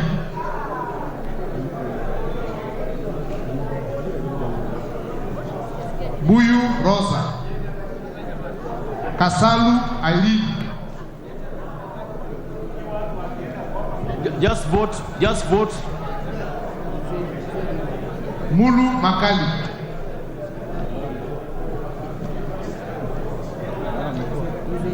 Mbai Nimro.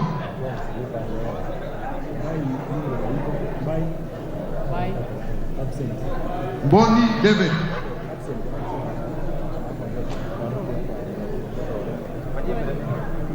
Nyamai Rachel.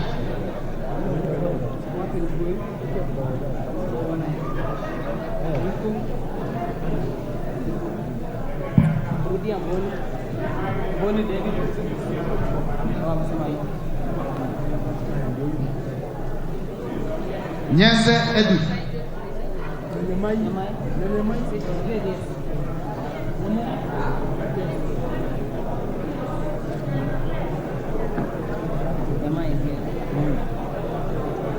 So, just where are you? Just hold there. Where are we? Nyamai. Are you Nyamai also? Are you Nyamai? Okay, let's proceed now. Nyenze Edith.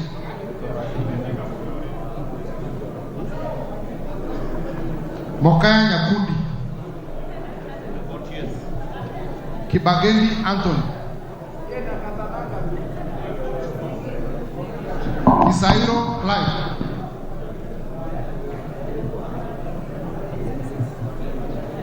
Yegon Brighton. Kiprono Mutai. Tonui Joseph. Camero Kitayama. Robbie Matthias. Yes. Masito Fatuma. Wanyonyi Ferdinand. Abdurrahman Mohammed Abdi.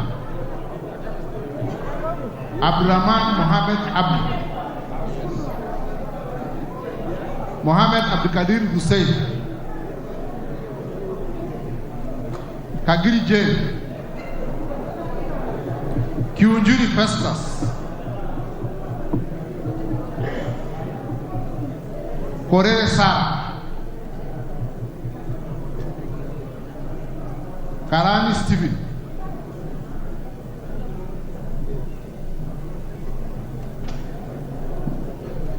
Karani Stephen, Lekuton Joseph,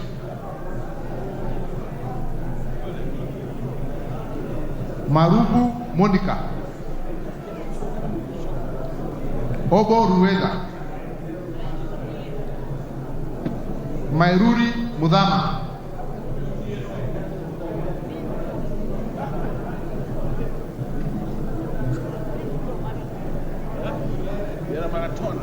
Kothe Felix Odiwo, Moiruri Mudama, Kahangara Joseph,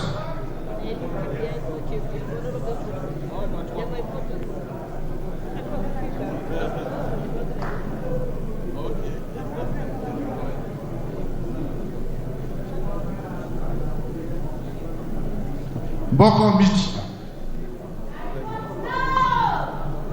Mugabe Innocent, Shege John Kiram, Akuja Protas,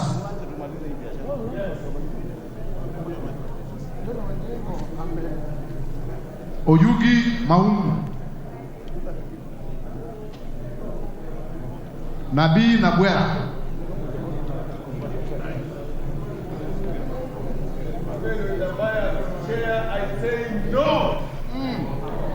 Chiforomondo Mangale,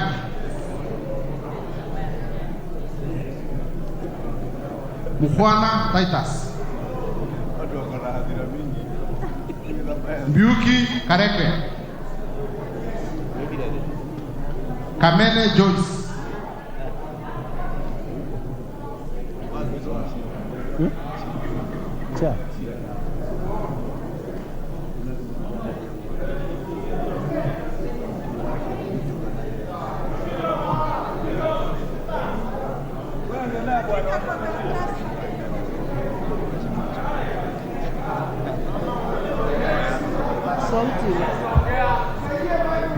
Thank you. On behalf of the Machakos County citizens and those who have their homes, I vote no.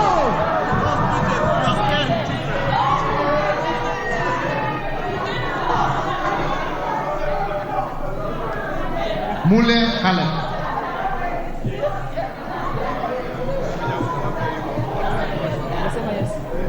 Kombe Harrison,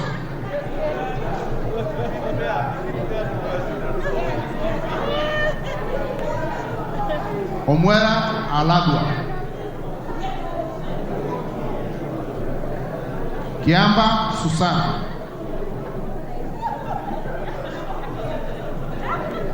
Mumo Rose Museo, Ijendi Moses,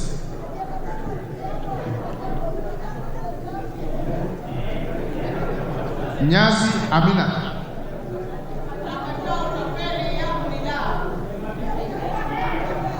Abdullahi Bashir Sheikh,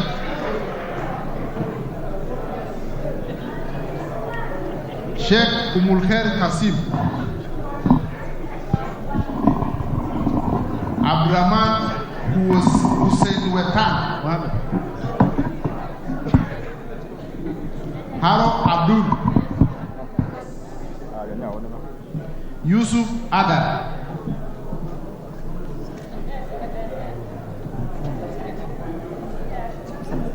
Mukunji John, Njoroge Mary,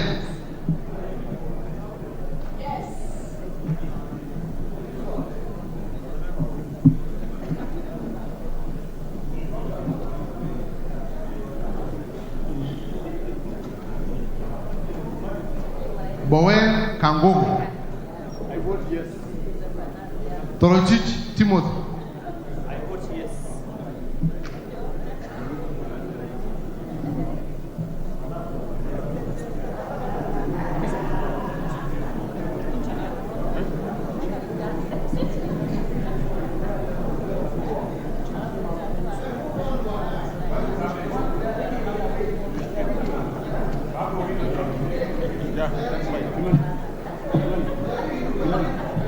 Torotich Timothy.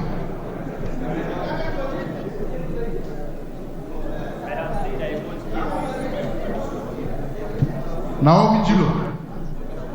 Yes. Mwalio Joshua. Odanga Geoffrey. Oluoch Anthony.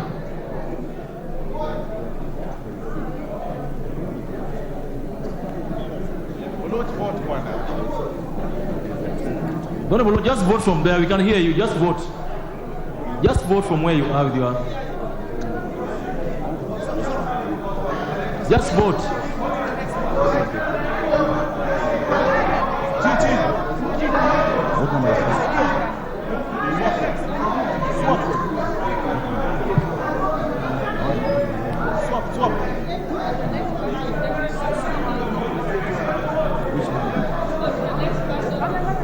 Swap. Kagushia. Who's ahead? Swap.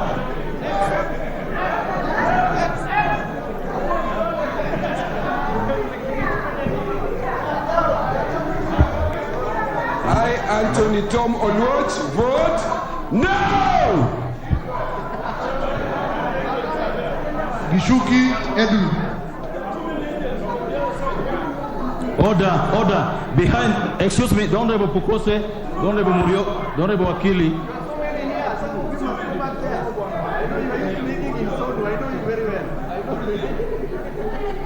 The Honorable Pukose, resume your seat.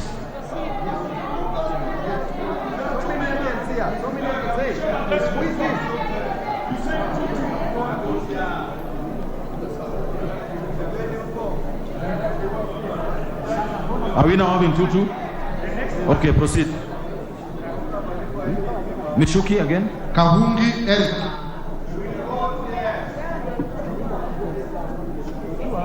Kahungu Eric.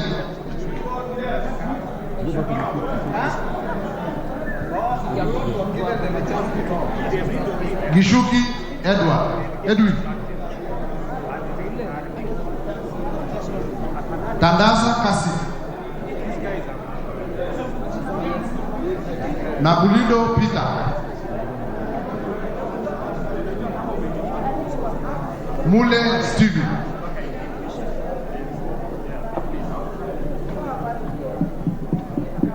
Kingola Patrick.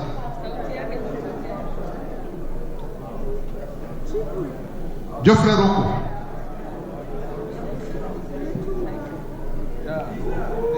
There's nothing serious. Neba Bernard Urioki. Zioka Erasmus. Kailemia Elizabeth. Mohamed Fatuma.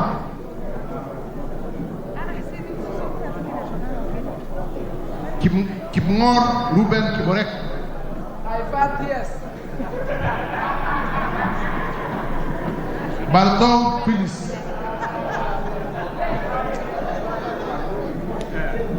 Kimani Francis.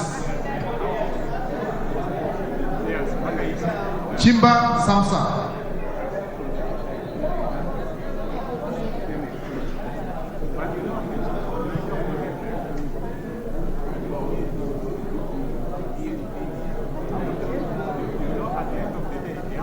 Kirwa Abraham. Jaldesa Guyu.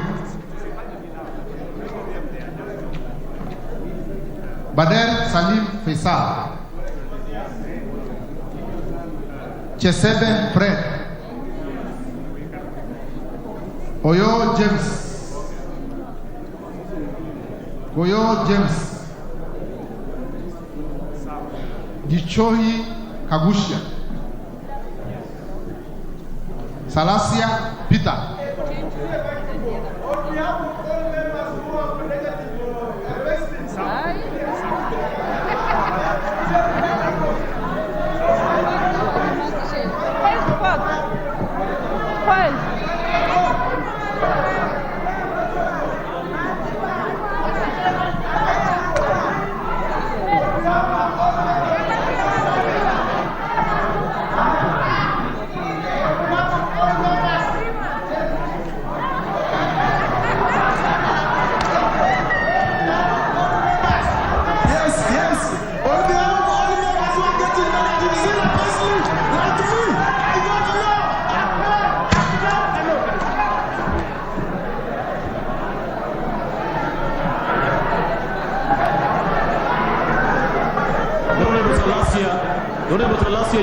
again? Honorable Salasia, will you vote again? Will you vote again? Okay. Naika Johnson.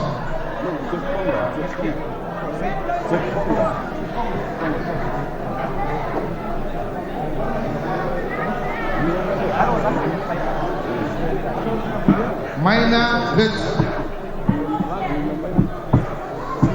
Machele Mohammed.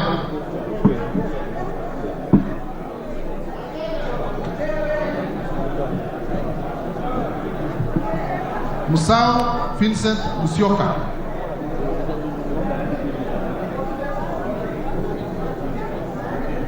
Shake Peter Bongo.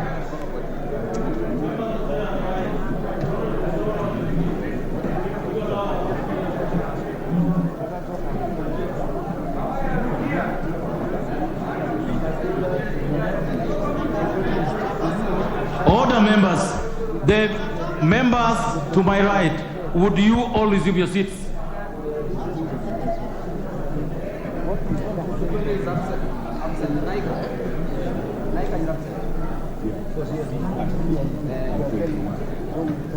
Okay, proceed. Maigi Mary.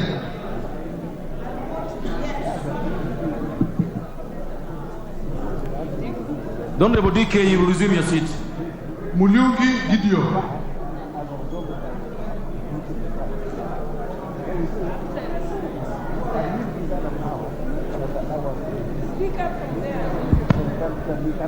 Watu wa Mwingi wamekataa ushuru wa ukora.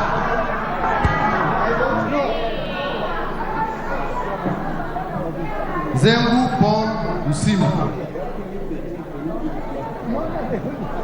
Yes or no? On behalf of the people of Mwingi North, I vote no. Guna Charles. Pasaris Esther.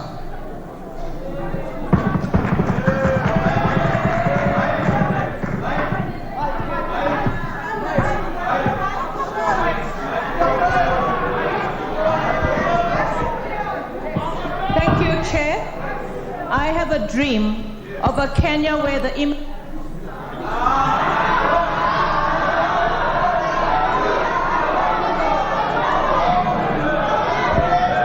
Thank you, Chair. I have a dream of a Kenya where the images of slums remain in our history books and not on the motherland. For the millions of Kenyans living in the 1,400 slums, I vote yes.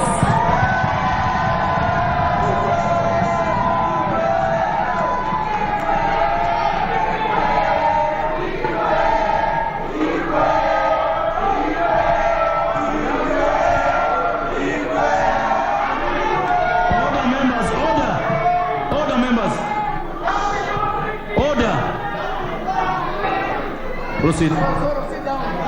Proceed. Proceed. Kihara Jane.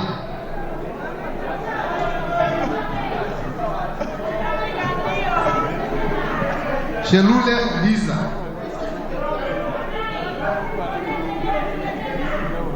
Gikaria David.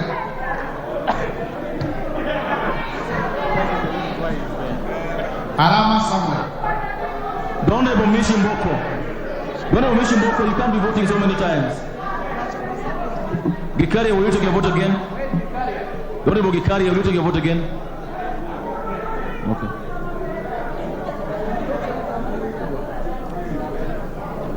I'll send you back. Mulanya Geoffrey.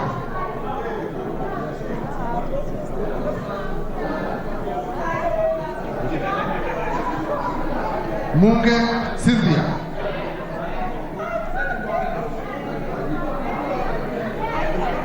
Mulanya Geoffrey.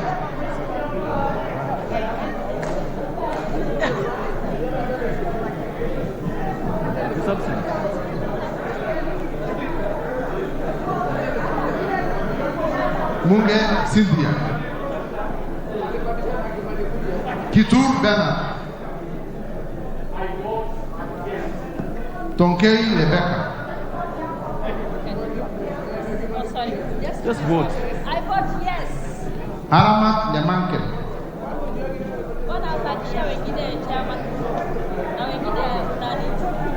Pareyo Agnes.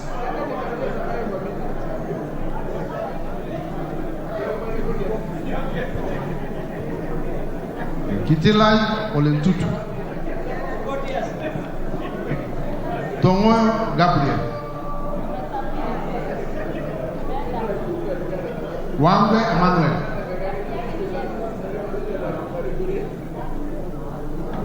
Gashagwa George. Owino Martins.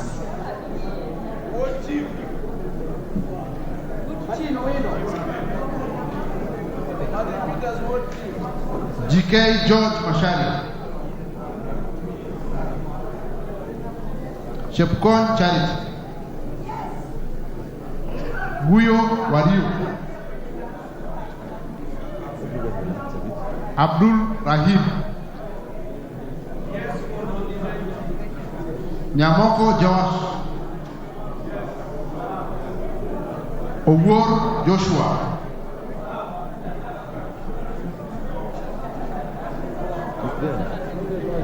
He's voted over there. Mohammed Ali. Mogina Jerosha. Gitao Faye.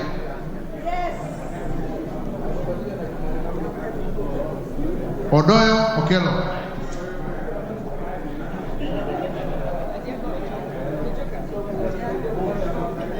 Just vote.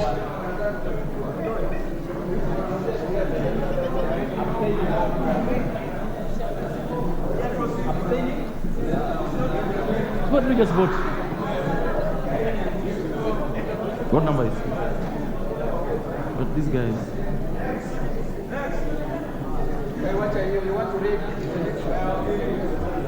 On behalf of Nyando constituency, I vote no to these bogus. Chanda Sahib.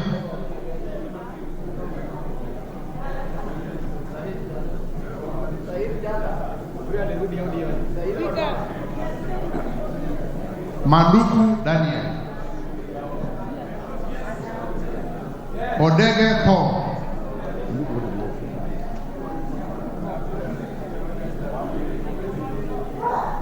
Pale kwake ni wapi?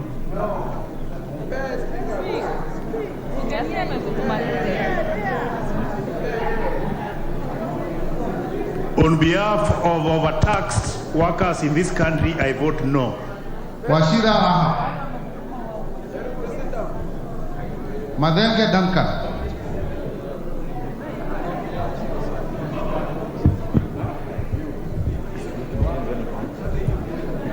Madenge Duncan. Muchira Michael. Keramo David. Wainaina Michael. Kosin David. Mupe Anthony Ken. Gogo Lilia.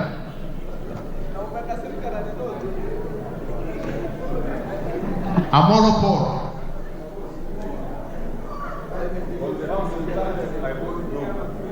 Chebor Paul. Paul Abur. Mwafrika Agosti. Francis Kajua. Kingara Saidu. Kareba Eric. Lugova Sloya. Luyani Kale.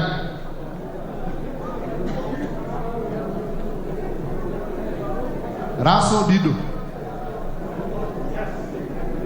Lenguris Poli. Yes. Lentoijoni Jackson.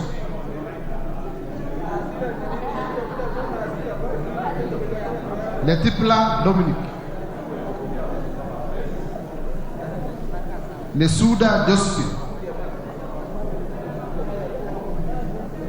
Nikal James, Ikana Frederick,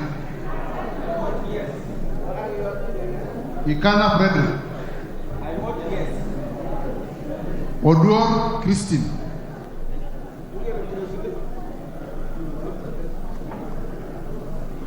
Lochakapong Peter, Kemei Justice,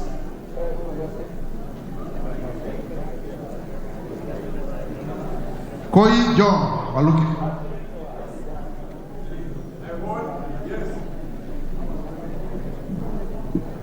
Sigei Francis,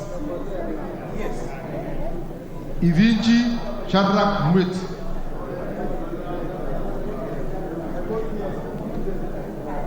Onyengo Silvanus, Yes. Kiplagat David, Maina Amos,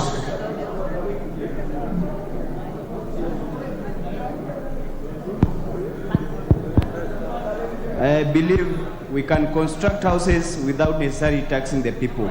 And for that reason, I vote no. Odhiambo Billy, Omondi Karoli, Gashove Samuel,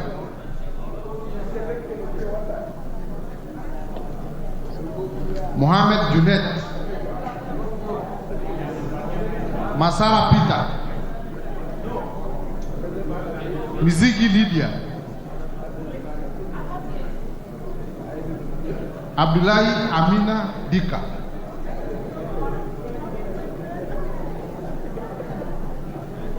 Abdullahi Amina Dika, Bara Hussein Abdi,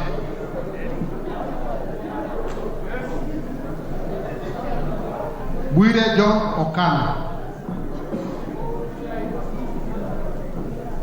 Oku Kaunya, Otucho Mary, Mwangi Geoffrey Wandet, Murugara George, Nduyo Susan, Nganga Alice, Kasait William, Aburi Lawrence,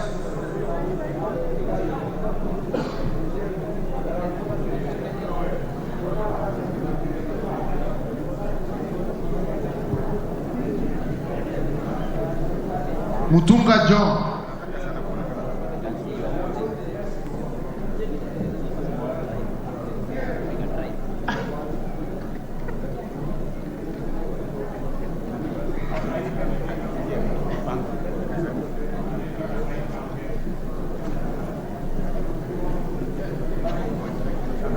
Julius Medi,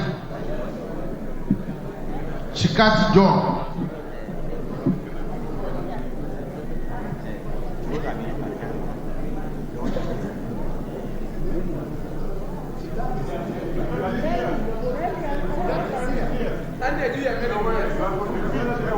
Julius Medi.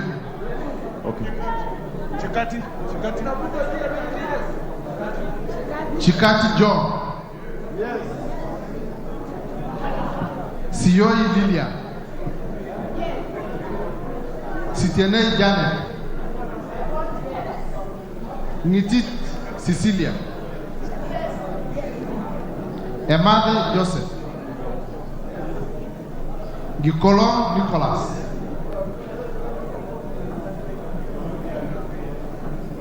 Gikolon Nicholas. Nabuit Paul. Namoit John.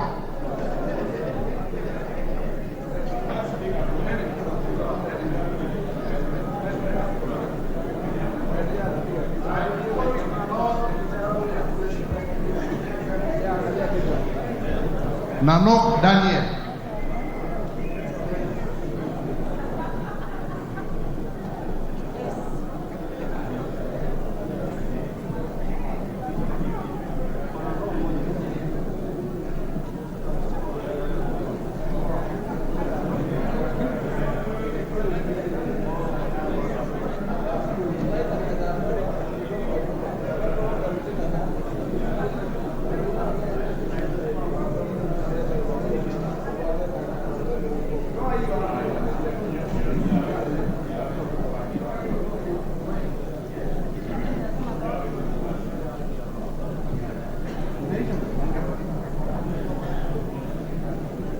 Boss Gladys. Ochieng David. Wandai James. Nyamita Mark.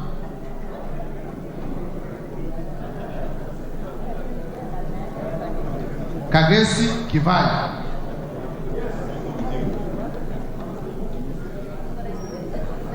Adagala Beatrice.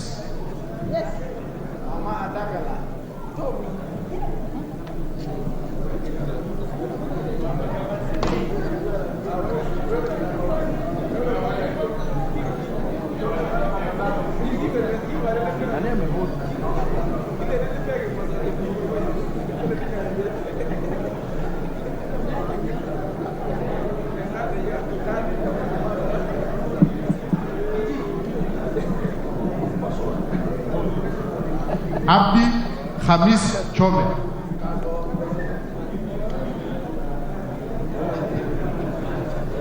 No.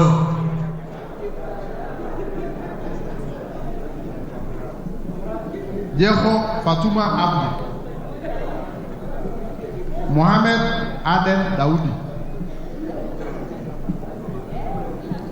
Sani Ibrahim Abdi.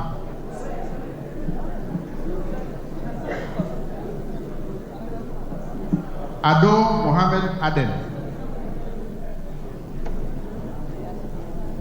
Farah Yusuf Mohamed.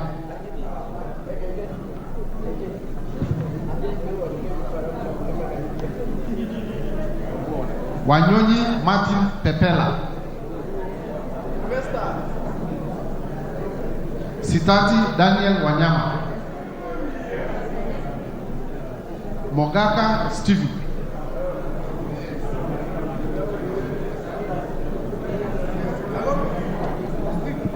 Kasivai Rael.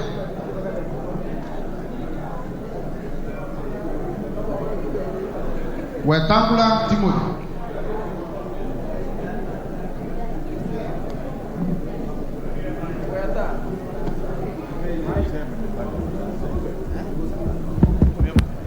I vote no. Mwakuona Danso.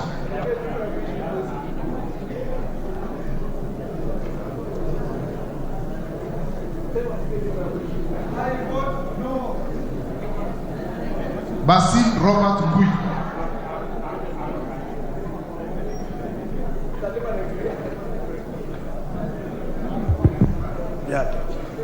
On behalf of the other people, I vote no. Ali Abdisirat. Shege Sabina Wanjiro. Dena Joseph Hamisi. Harun Suleha. Ikiara Doro. Iraya Joseph. Koskei Jackson.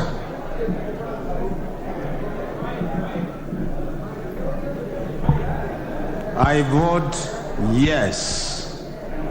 Mayaka Irene. Absent. Mohamed Umulher Harun. Mwangi Teresia Wanjiru. Ngongo John.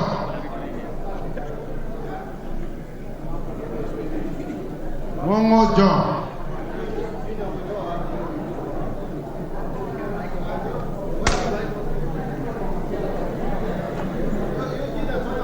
John Van.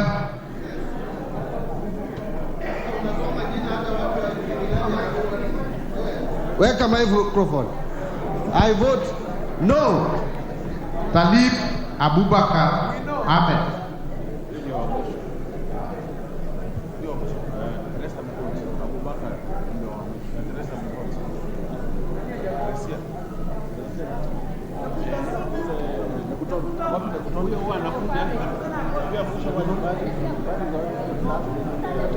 Lekuton Joseph.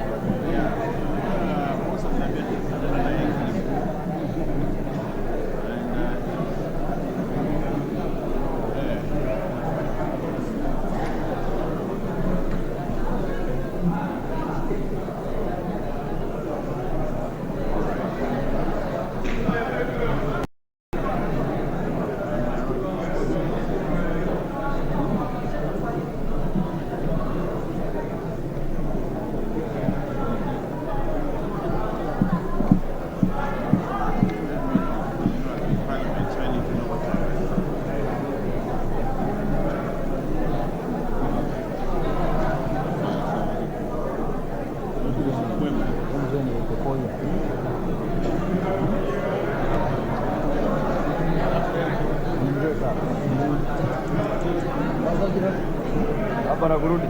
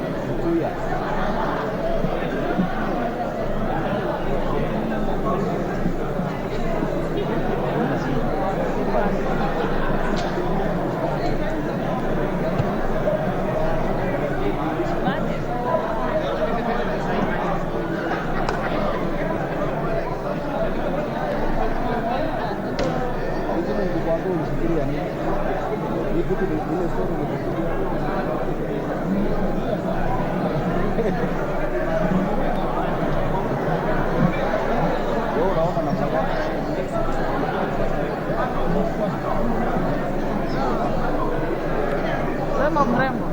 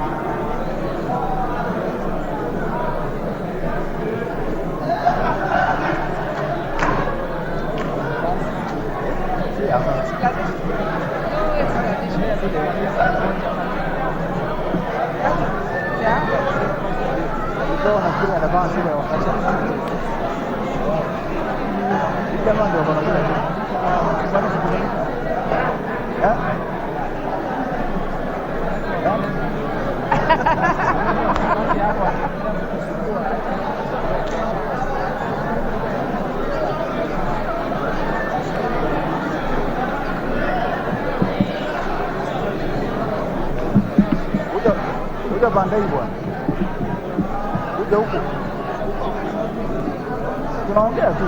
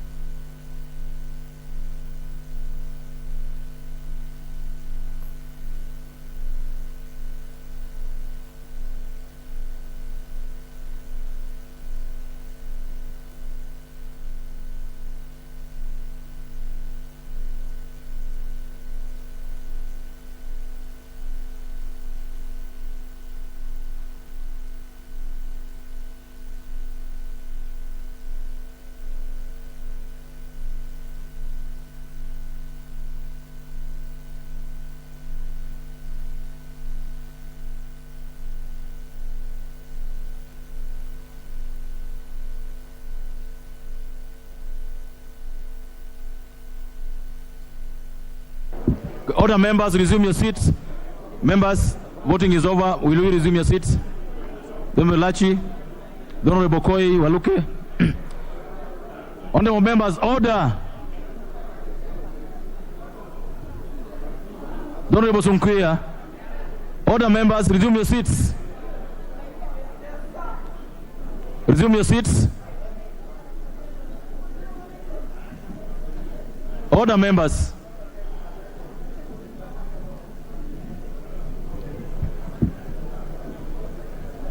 Order, members, these are the results. Order, members.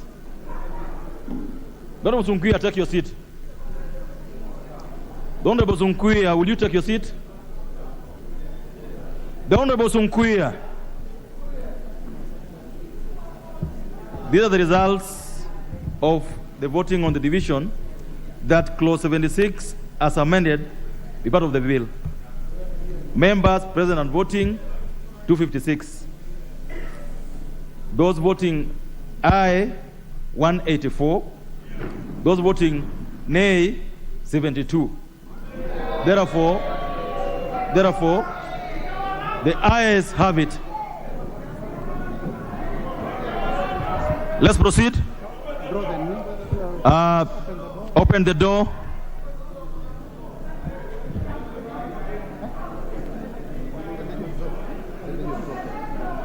Clause number 77.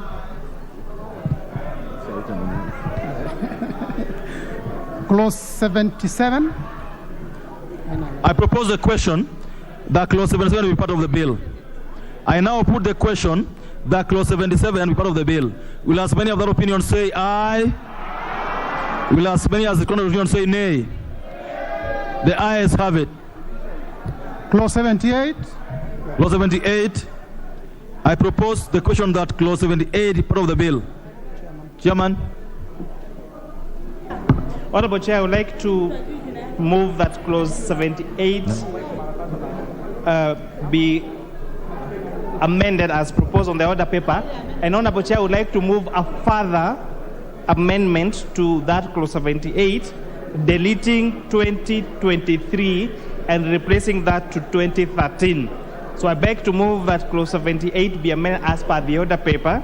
I also propose that a further amendment to that to deleting the figure 2023 and replacing it thereof with 2013. And I thank you, Honorable Chair. I propose a question that clause 78 be amended as proposed. I put the question that clause 78 be amended as proposed. Will as many other opinion say aye? Will as many contrary opinion say nay? The ayes have it. I now put the question that clause 78 as amended part of the bill. Will as many of that opinion say aye? Will as many contrary opinion say nay? The ayes have it. Clause 79. The Honorable Tiani, what is the problem? Order, members. Just a minute. Those who are withdrawing from the House, withdraw peacefully. Those who are not withdrawing, to take their seats. Go ahead, Honorable Tiende. Mr. Chairman, I guess the vote has been taken, but I had wanted to draw the members' attention. Mr. Chairman, if those withdrawing could leave. Order, members. Order. Order, members. Order, members. Go ahead, Honorable Tiende. As an unlawful kamukunji with the Deputy Speaker. Honorable Tiende, go ahead. Yeah, Mr. Chairman, I had wanted to point out and had conferred with the chair of the committee that actually that amendment had a mistake, and that's why it's been corrected. But it's an example, Mr. Chairman, of why we must be vigilant. Because the original amendment was actually going to take away the power of this House to review subsidiary legislation, and that's very serious. Thank you. Because some people, like the Honorable Ichungwa, who's not here, think that you can read laws like novels. And if you read them keenly, then you'd realize the mischief. So I just wanted to point that out, but it's now overtaken by events. Thank you. Thank you. Order, members, let's proceed.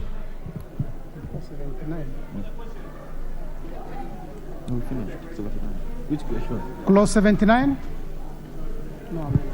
I propose the question that clause 79 be part of the bill. I now put the question that clause 79 be part of the bill. Will as one of that opinion say aye?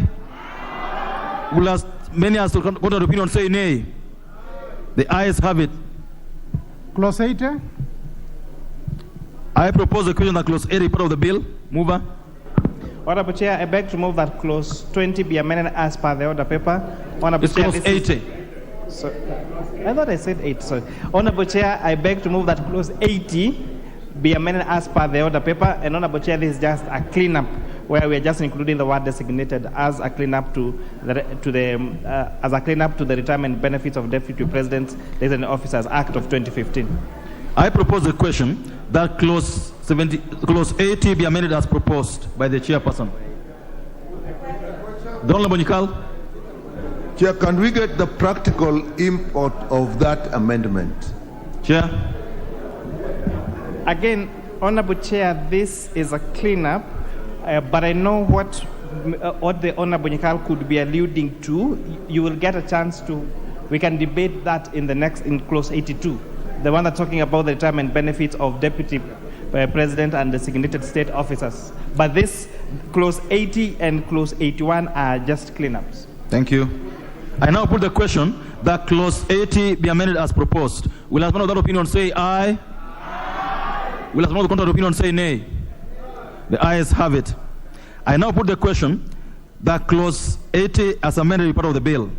Will as one of that opinion say aye? Will as many as contrary opinion say nay? The ayes have it. Clause 81. I propose the question that clause 81 is part of the bill. Mover.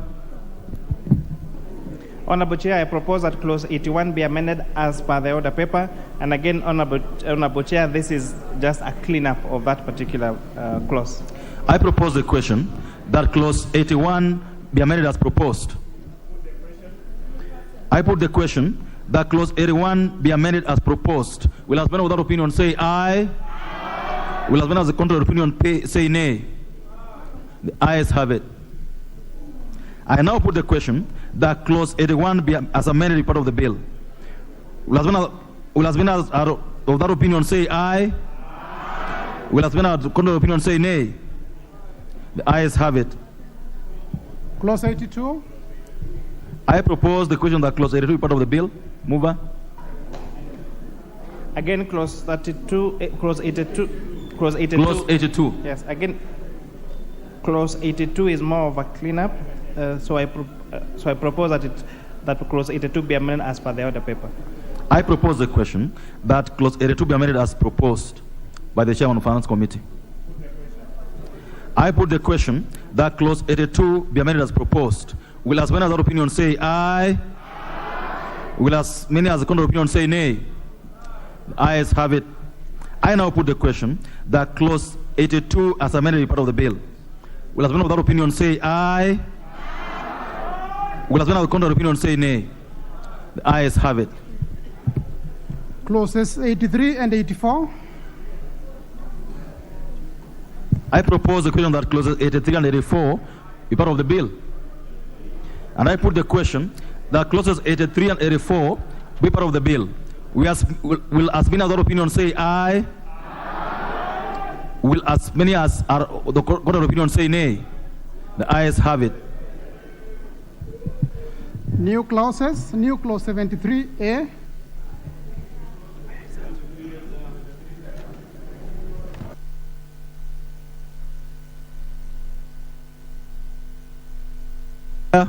To move.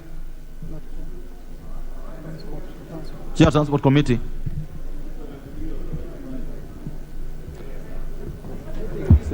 Thank you, Honorable Chair.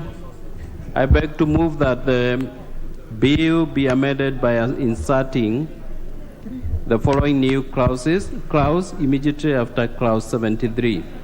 73A, Section 7 of the Kenya Roads Board Act 1999 is amended in subsection 1 by A, deleting paragraph G, and B, deleting the word 8 appearing at the beginning of the paragraph and substituting therefore the word 5. And secondly, Honorable Chair, that the bill be amended by inserting the following new clause immediately after clause 74. New clause 74A, the first schedule to the KRB Act. Order. You'll move the 73A and we vote on it before you go to the 74. So, Chair, Okay, Chair, I beg to move. Just do it again and say that you move that we read that new clause a second time. Thank you. Honorable Chair, I beg to move that 73A be amended as read. I propose the question that the new clause 73A be now read a second time.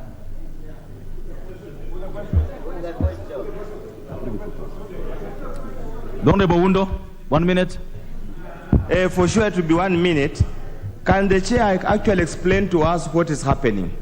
I mean, just talking about paragraph G, 8 and 5, exactly what's the import of the amendments? We need to know their import. What Chair, is 1 it that minute. we are querying? That's a Chair, 1 minute. Thank you, Chair. I think that justification is about to come, so if you can give me a few seconds, I'll be able to give the justification. And the point is, we are reducing the number of directors from 12 to 9, in line with the Mwongozo Code of Administration. Directors of what? Of which body? That's KRB, Kenya Roads Board. Thank you. Yes. I now put the question that the new clause 73A be now read a second time. Will as one of that opinion say aye? Aye. Will as one of the contrary opinion say the ayes have it. I propose the question that the new clause 73A be part of the bill. I put the question that the new clause 73A be part of the bill. Will as one of that opinion say aye? Aye. Will as one of that contrary opinion say nay? The ayes have it. New clause 74A. Chair of Transport Committee. Honorable Chair, I move that the bill be amended by inserting the following new clause immediately after clause 74. New clause 74A. Honorable Chair, you will go with me. Yes. And move that the new clause be now read a second time. All right. I move that the clause 74A be read the second time. If I got you right, Chair. The first schedule to the KRB Act 1999 is amended by A, deleting paragraph 4, deleting paragraph 5, and deleting paragraph 6. Thank you, Honorable Chair. I propose the question that the new clause 74A be now read a second time. I put the question that the new clause 74A be now read a second time. Will as many of that opinion say aye? Aye. Will as many of that opinion say nay? The ayes have it. Honorable Nyikal, what's out of order? Chair, whenever you have new clauses in amendments, remember, members did not have the chance of seeing those clauses. So you cannot, therefore, assume like you would have if they were in the bill before. And then you can tell the members, you had the bill, you didn't read it. That's fine. But if the clauses are new and the second time, the member has to explain exactly this is what we are doing and this is what it means. No, in the order paper, you just say replace this, replace that. So you then cannot assume that. Thank you so much, Honorable Nyikal. You know that you already voted on this matter, but I would indulge you. Chair, 30 seconds to explain what this is about. 30 seconds. 1 minute at most. Thank you, Honorable Chair. The purpose of these amendments is to reduce the number of directors or the board members from 12 to 9. You know, most of the agencies, government agencies, have not more than 9 board members. But KRB has 12. And in line with the Mwongozo Code of Governance, it is necessary that we abide by the same by reducing the number of directors from 12 to 9. That was 73A, 74A? It's the same. The same. It's the same, yes. Okay. Yeah. It's the same. It is. No, we already voted on this, Honorable Nyikal. We can't go back to it.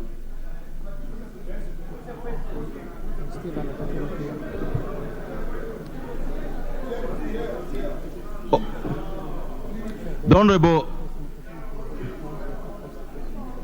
Nyikal, resume your seat. I'll give you a chance. I want to propose the question that new clause 74A be part of the bill. Now go ahead. Chair, when you are taking a very substantive amendment, remember that actually the finance bill in a way is a miscellaneous amendment bill because it is touching on very many acts at the same time.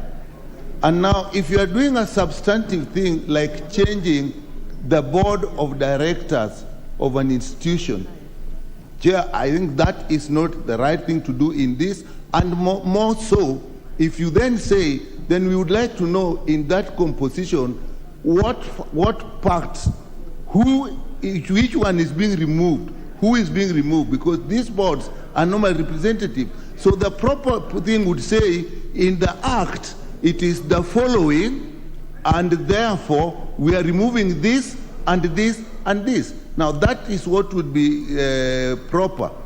And another thing, Mr. Chair, Mwongozo is not a legal entity, it is a policy.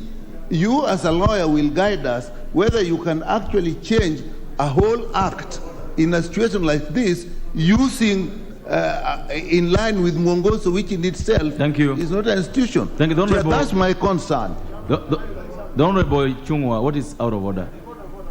Honorable Speaker, I was just consulting with the chairs, and to an extent I want to agree with what Professor Nyikal, Dr. Nyikal is saying, and request the chair of the Transport Committee to withdraw that particular amendment to save time.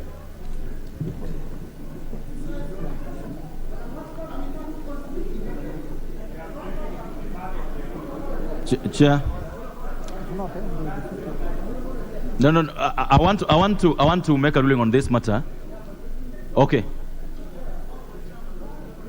I think, Chair, I think the horse has bolted.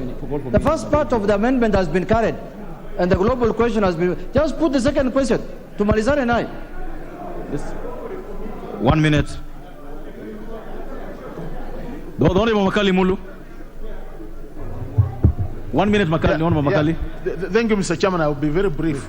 Mr. Chairman, I think as a matter of procedure, it is important that where we have new clauses, the people who are making those proposals explain to the House the issues, and in line with what the majority leader has said, you know, we have already passed 73A. Now, if you delete 74A, then you leave it hanging, because I think 74A has been informed by 73A, so that you reduce some institutions to remain with 9.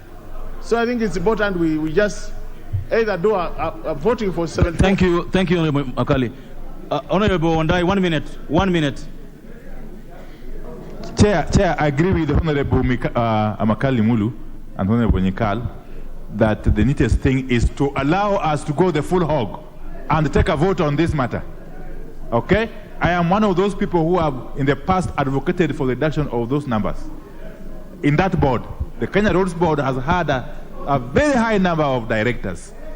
But without taking a position, let us go the full hog and take a vote. The idea of withdrawing doesn't arise at this late hour in the day. Thank you. The honorable members, you know what to do on these kind of matters. You know what to do, right? So, because what you have reached, the chair cannot withdraw. So you know what to do. I put the question that the new clause 74A be part of the bill. Will have another opinion say aye? Will have another contrary opinion say nay? The ayes have it.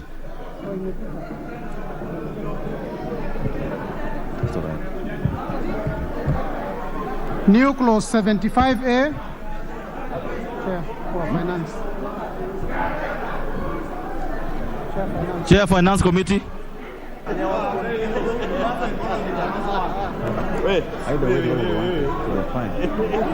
Order members. I'm so sure that both sides got what they wanted, so that's all right. The chairperson Committee of Finance. Proceed. New clause 75A. 75A. 75A. Thank you very much. I beg to move that the new clause 75A be read a second time. Honorable Chair, this particular clause is giving power the board of Kenya Revenue Authority to appoint deputy commissioners, something that was not there before in the Act. With that, I beg to move, Honorable Chair. I propose a question that the new clause 75A now be read a second time. I put the question that the new clause 75A be now read a second time. Will as many of that opinion say aye? Will as many of the contrary opinion say nay? The ayes have it. I propose a question that the new clause 75A be part of the bill. Yes, Honorable Nyikal. Chair, I know I may not be very well informed. I didn't read that in detail. I have to get the other act and read it. But Chair, we have a risk of doing something that is highly questionable. Using the Finance Act to actually change the structure of an authority like this is something that may be questionable. And I know we have done that, and I see some mischief. I think people should be sober enough to actually do the correct thing. Mwongozo is in itself not a legal document. So it's not over now. Now we are on 75 and we are still doing the same thing. Yeah, but whatever it is, thank you, Honorable Nyikal. It is, the principle is not right. Thank you, Honorable Nyikal. I now proceed to propose Honorable Boundo. Chair, I also want to go on record that this is procedural. This is a substantive matter that has not been subjected to public participation, and it has found its way in. Indeed, Chair, Parliament must be a house of procedure. I would kindly request the Chair to withdraw this before we vote on it to proper legislative process, because introducing office and authority. Recall, we did pass another amendment that gave the Kenya Revenue Authority Just take it again, Chair. Just say to be read a second time, not amended. To be read a second time. Okay. Honorable Chair, I beg to move that clause 75B be read a second time. As you may recall, Honorable Chair, yesterday we did pass a requirement. Order, members, order. Go ahead. Yes, we did pass. No, this will come later. There is a proposal on Honorable Chair to have Kenya Revenue Authority set the minimum required price for alcohol in this country, so that any particular alcohol that is sold below a particular price, what we are calling the minimum cost price, is regarded as being illicit. And therefore, Honorable Chair, by giving this responsibility to Kenya Revenue Authority, therefore it necessitates that we add the responsibilities of Kenya Revenue Authority, the administration of the Alcoholic Drinks Act of 2010. So with that, I beg to move, Honorable Chair. I propose the question that the new clause 75B be now read a second time. I put the question. Don't Tende. Chair, I know that people are tired. I know that this matter has been prosecuted unsuccessfully by Dr. Nyikal and Dr. Undo, but I need to go on record. Chairman, all these additional new clauses need to adhere to the law of the Finance Bill, which is an act of Parliament to amend the laws relating to various taxes and duties and matters incidental thereto. Anything that does not relate to that is improper. Now, I am aware, I'm acutely aware, that those who think they know the law more than me, like Honorable Chungwa, will say that we have to pass it. But I'll remind him, there's a reason people go to law school for 10 years after leaving Alliance. And he keeps telling us he went to Alliance, but he doesn't say it was in his village. Mr. Chairman, I beg us to take note that it is actually unprocedural. It might be convenient, but it's improper. Honorable Tiende, are you suggesting that Alliance? Are you suggesting that Alliance is a village school? Alliance is a national school like the school I went to. But in the case of Honorable Chungwa, it is in his village. And then he comes to work in Nairobi. So he can't keep singing it to us. The Honorable Chungwa, 1 minute, and you should not veer off the main issue. Chair, you know, my good friend, the Honorable Tiende Amolo, knows even the national school he went to is in some village. But you know, Kikuyu village, just like Kamagut and Sugoi, are very important villages. Oh dear Lord. Kikuyu has not just produced one national school, the Alliance High School. It also has the Alliance Girls High School. It has Kikuyu campus, where many members here, including the Chair of Education, went to school. Therefore, Honorable Chair, thank you. Please defend. Thank you. Chair, what do you want to debate about? Because let me have the Honorable Barasa. Mr. Chairman, all the villages are important. Yes. Let us stick to important matters that are put us here, not discussing about village schools wherever they are. We all went to serious schools. Every school is as serious as Alliance High School. Thank you. Honourable members, I now want to put the question that the new clause 75B be now read a second time. Will the man without opinion say aye? Will the man with contrary opinion say nay? The ayes have it. I propose the question that the new clause 75B be part of the bill. I now put the question. The Honorable Farah. The Honorable Farah.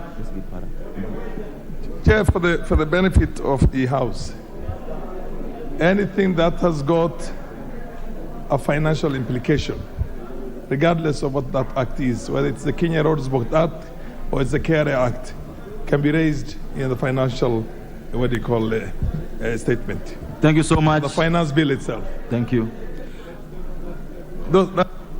Thank you. I now put the question that the new clause 75B be part of the bill. Will the man without opinion say aye? Will the man with contrary opinion say nay? The ayes have it. New clause 75C.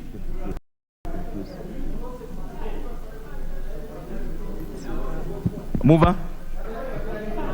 Honorable Chair, I beg to move that clause 75C be read a second time. This particular clause, Honorable Speaker, is an amendment to the Retirement Benefits Act that removes the requirement for share capital holding for pension schemes to Kenyans to foreign to reduce the requirement for foreigners for pension scheme to have shareholding of 66% to reduce that to 33%. Honorable Chair, these are some of the issues that came from public participation. I beg to move, Honorable Chair. Thank you. I propose the question that the new clause 75C be now read a second time. I put the question that the new clause 75C be now read a second time. Will as many as are that opinion say aye? Will as many as the contrary opinion say nay? The ayes have it. I propose the question that the new clause 75C be part of the bill. I put the question that the new clause 75C be part of the bill. Will as one of that opinion say aye? Will as one of opinion say nay? The ayes have it. New clause 76A. Mover. Honorable Speaker, I beg to move that new clause 76A be read a second time. This clause, Honorable Speaker, Honorable Chair, sets the minimum input cost price for alcoholic drinks in the country. So this would mean that the Kenya Revenue Authority will have the mandate to set the minimum price particular drink should be sold. And this, Honorable Speaker, is intended to ensure that we get rid of the illicit brews that are sold to our young people in this country. I beg to move, Honorable Chair. Thank you. I propose the question that the new clause 76A be part of be now read a second time. Honorable Wundo.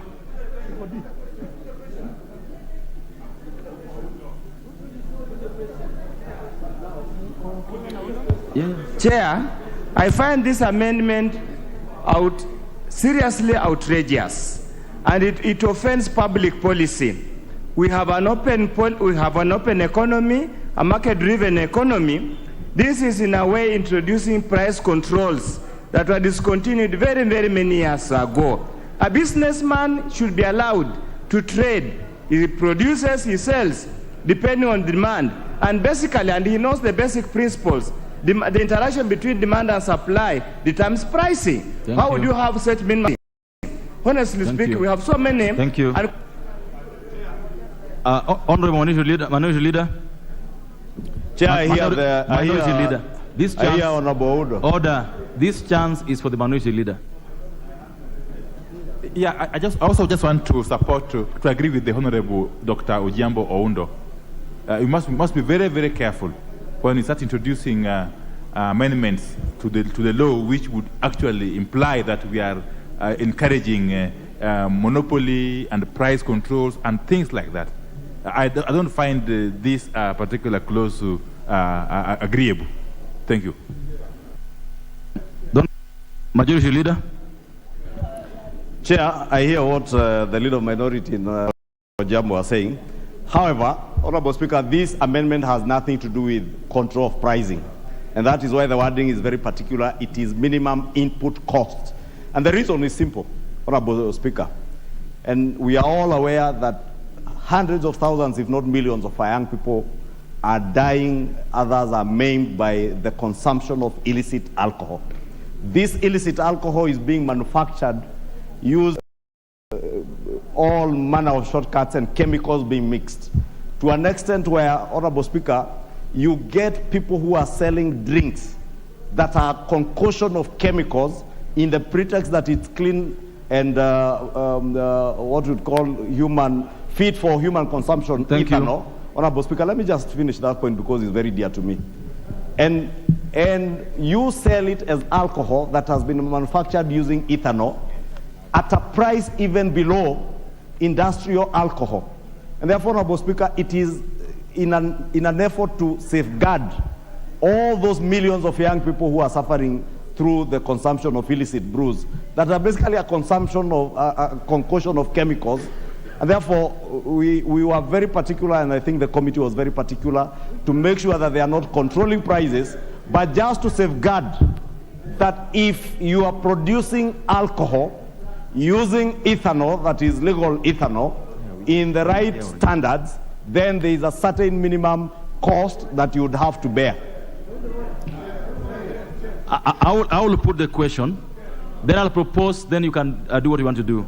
So I put the question that the new clause 76A be now read a second time. Will anyone of that opinion say aye? Many of the counter opinion say nay. The ayes have it. I propose the question that the new clause 76A be part of the bill. Honorable Nikal. Yeah, I want to go on this again and again and again for the records. Look at the argument we have had. That because we want certain quality, we control the price. Now, we cannot say that if we want ethanol, and we know ethanol is expensive, we insist on the price, but that will mean that because they can't get an expensive, that one now they cannot use methanol. It doesn't work like that. If you want to look at the chemicals, look at the chemicals strictly in their way. This does not work. And Chair, let me say this. I've been saying certain things here, and probably I'm not a good politician, but I'll be proved right one day. I know you will not allow, but I'm going to say this. When we were talking about... But I've allowed you. I've allowed you. Chair, earlier on, when we were talking about the alcohol that is going to use for cooking, I had information that the real idea there was that people who are going to produce that and are going to produce the cooking things, because they presented to our committee. So people had to get into our acts, business people, Point made. and they regulate it. So I just want to say it, that we are all elected, we are 349, Thank you. and none of us is taking time to read things that will affect Kenyans. Thank you. Honorable Farah, finally. Chair,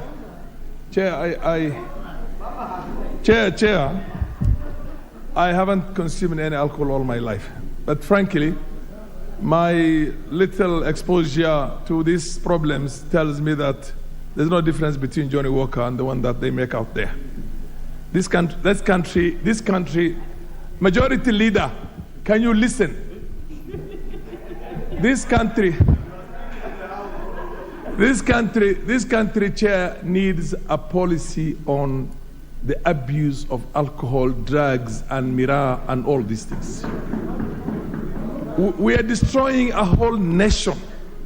We are destroying, and the political class has also converted itself into an economic class that also benefits. Thank you. Benefits from that. Thank you. No, thank you. I want to put the question that the new clause 76A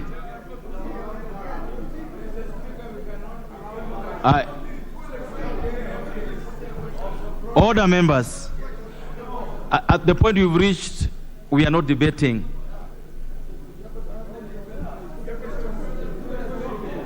The Honorable Farah will have 30 seconds to finish his point. Chair, on the overall, Chair, even the members of parliament from the miraa growing areas and Muguka will tell you that their own children are not going to school.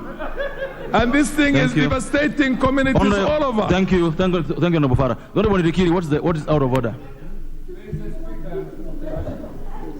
Is it in order for a dignified member, senior, in the speaker's panel can come and insinuate a miraa without any evidence, scientific or otherwise, that miraa is a drug?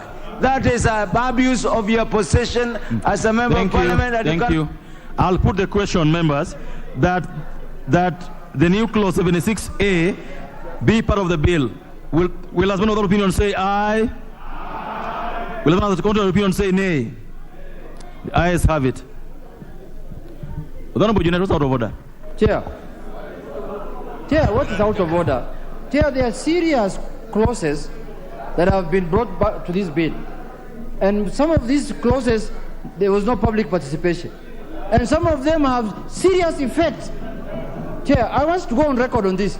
Like this clause we have just passed, there was no public participation. And it is going to affect businesses of people in a big way. You know, Mr. Chair, you can just, somebody who's doing his own business of producing alcohol will be branded as illicit, just because we've said here that it's illicit. Thank you. Chair, such a clause requires serious public participation. Thank you. Order members, you know what to do. You know what Parliament does, and you know what to do after that if you disagree with the decision of Parliament. So we'll go on to the next clause.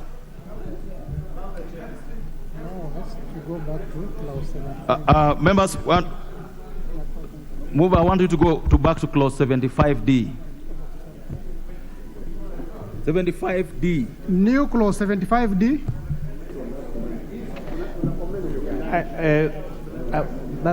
Yes. We skipped it, that's why. Okay, 75B. D. Oh, yes. Yes, I propose that clause 17B be read a second time. And Honorable, yes, I gave a different explanation.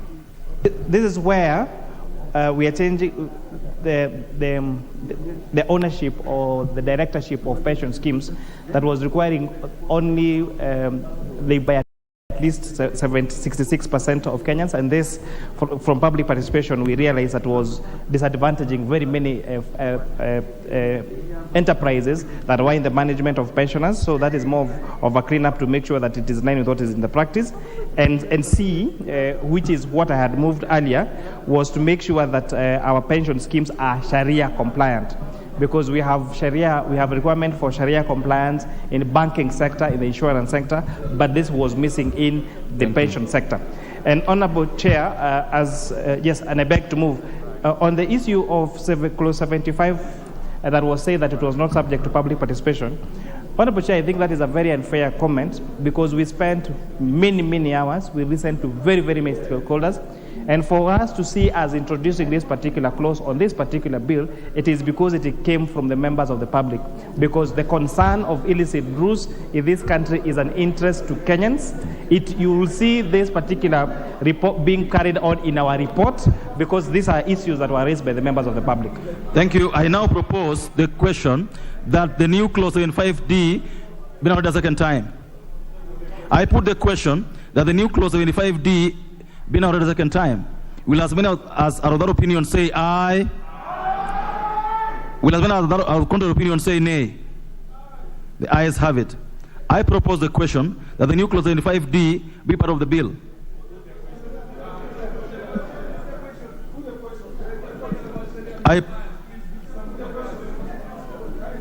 I put the question that the new clause 75D be part of the bill. Will as many of that opinion say aye? Will as many of the contrary opinion say nay? The ayes have it. New clause 76B.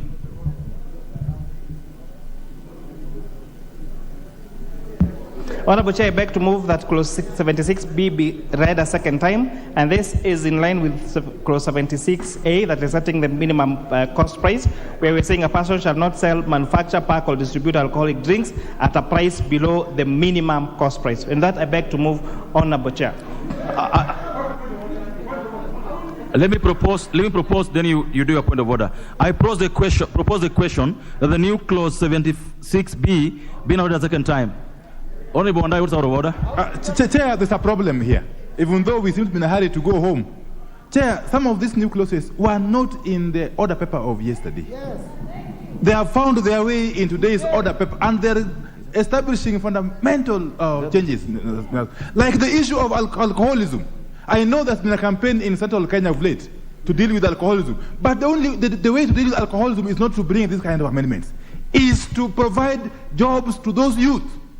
You promise those youth jobs. Give them the jobs and they will not go out drinking alcohol. Don't Bondi, you raise a very important issue. Yeah. Order members. No. Order members, I want this to be responded to. The Honorable Chair, the point raised by the Honorable Bondi, that order members, that the amendments you are now prosecuting were not in the order paper yesterday. Is that the case? Honorable Chair, I would like to confirm with the table office that actually these amendments were in the order paper.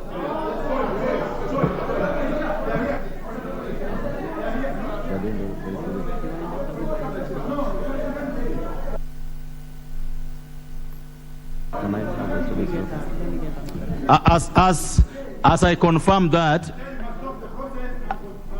as I verify that, let me hear from the Honorable Farah.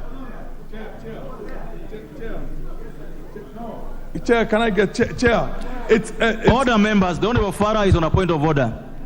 Chair, I salute the chair of the Finance Committee for saying that pension has got to become Sharia compliant. But how does it become Sharia compliant without introducing most Sharia compliant products into the capital markets?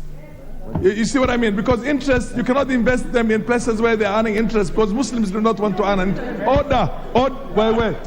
Yamaza. Thank you. Yamaza, thank you. Honorable Tiende, what's out of order? Chair, they're giving me problem. Thank you. I thought you'd finished.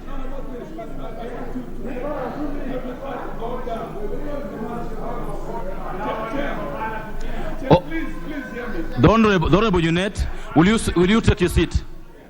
Will you take your seat?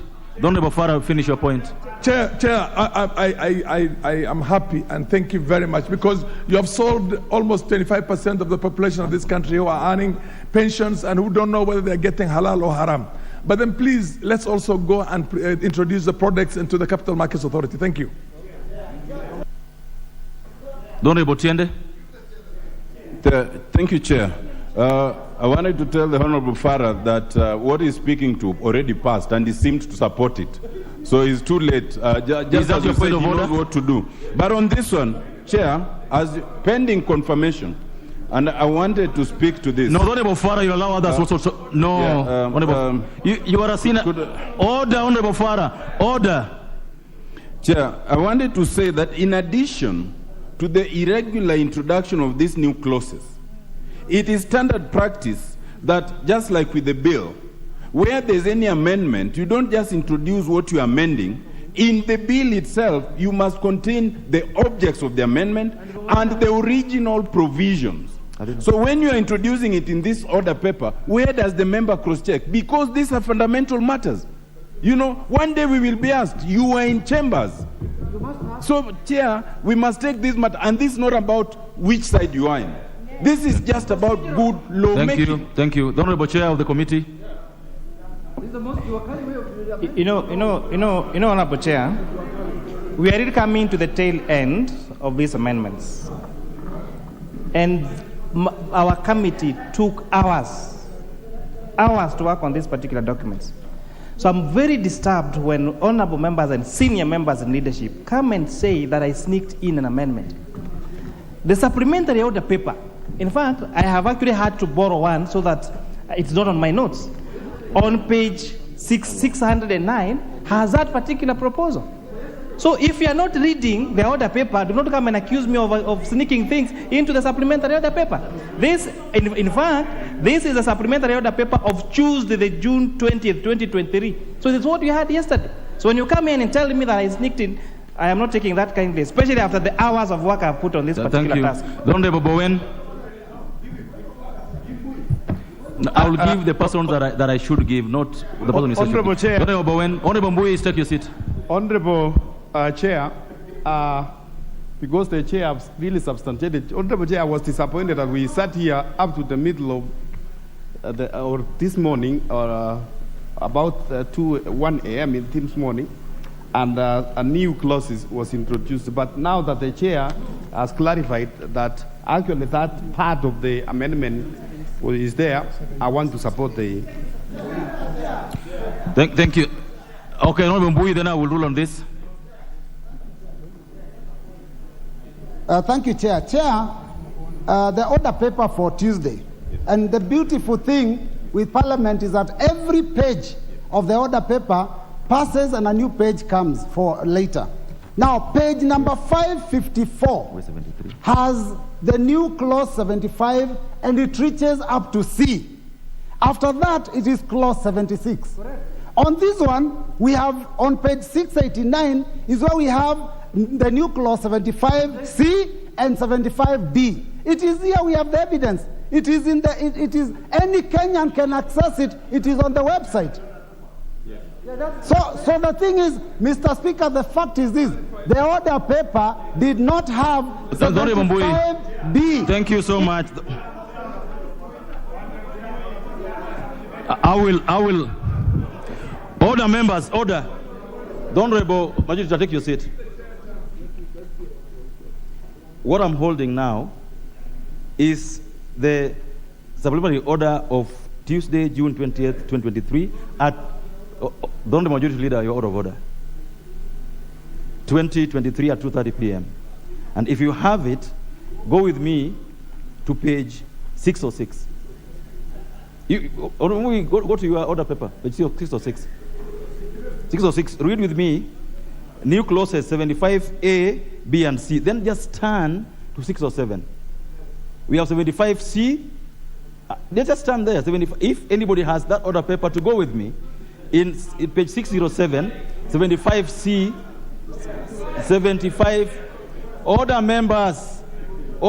So what I'm holding now is page 607, 75C, and 75D. If you go to page 608, it has new clauses, 76A and B. If you go on like that, you get all this. This is the order paper for yesterday, the 20th of June 2023 at 2:30 p.m. So all these that are being discussed this evening were in yesterday's order paper. Nothing, and I want to repeat so that it's very clear, none of the clauses we're discussing today were not in yesterday's order paper. All of them were in yesterday's order paper, and I've confirmed that.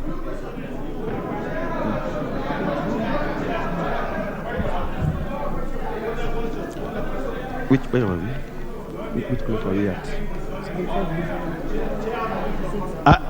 I now put the question that the new clause 76B of the bill, will as many of that opinion say aye? Will as many of the contrary opinion say nay? The ayes have it. Honorable Majority Leader.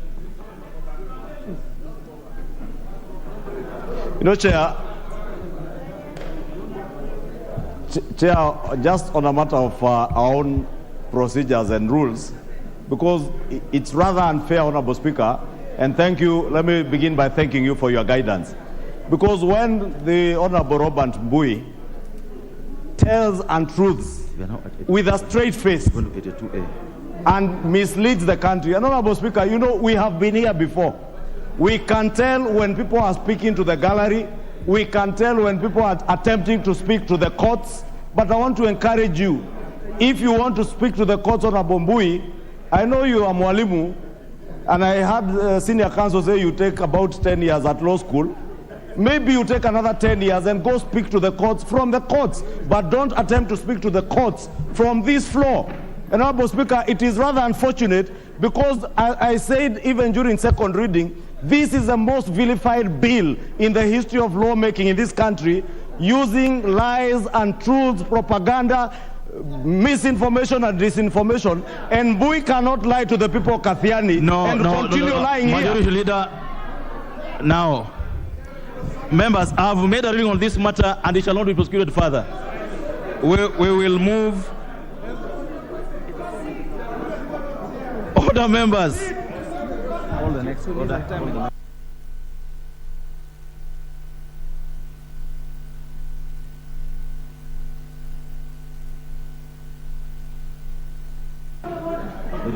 New clause 82A.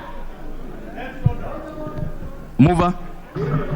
Honorable Chair, I beg to move that clause 82A be read a second time. Honorable Chair, this is a clause that is extending the benefits that are given to deputy presidents and designated state officers, including those of the Speaker and the Deputy Speaker, Honorable Chair. And that I beg to move. I propose a question that clause, the new clause 82A, be now read a second time. I put the question that the new clause 82A be now read a second time. Will as many other opinion say aye? Aye? Will as many as contrary opinion say nay? The ayes have it. I propose the question that the new clause 82A be now part of the bill.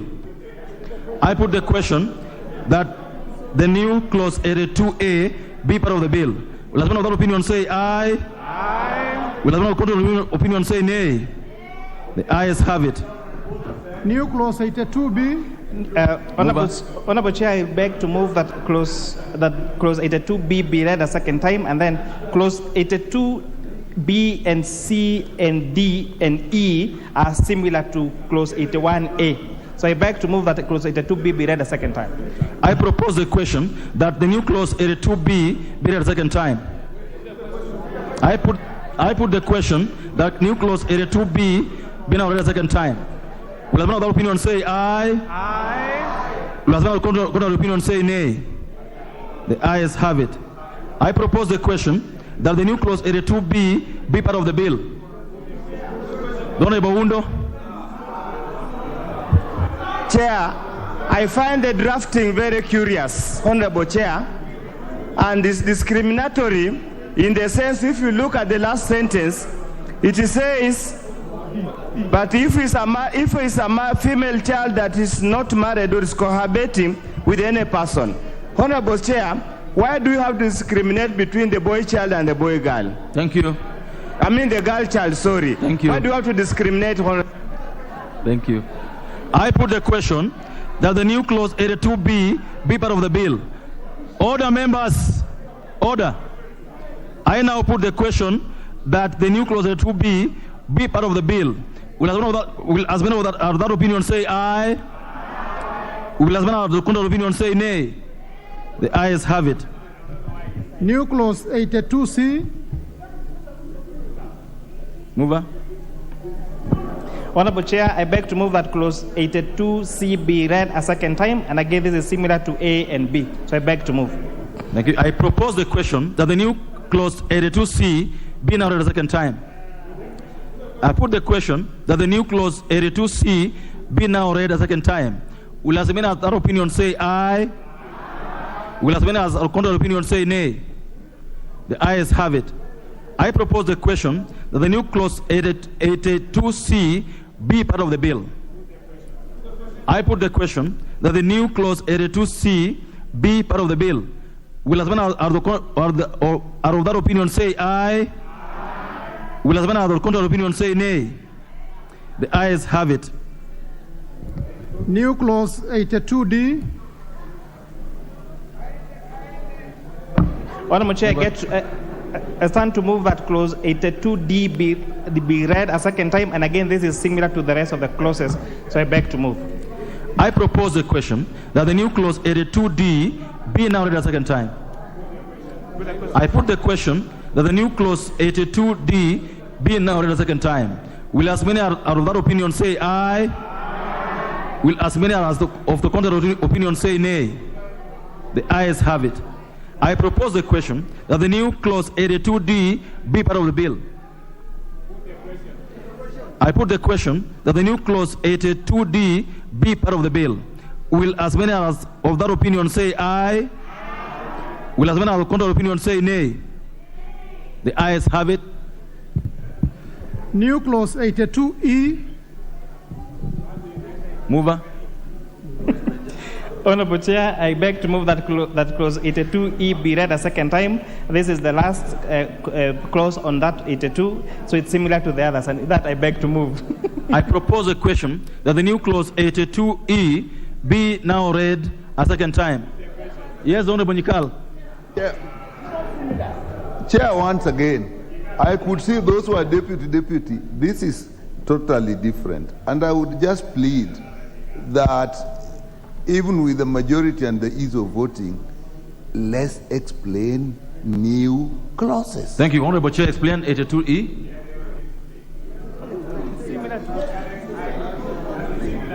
The Honorable Nikal will be attentive this time round. Go ahead.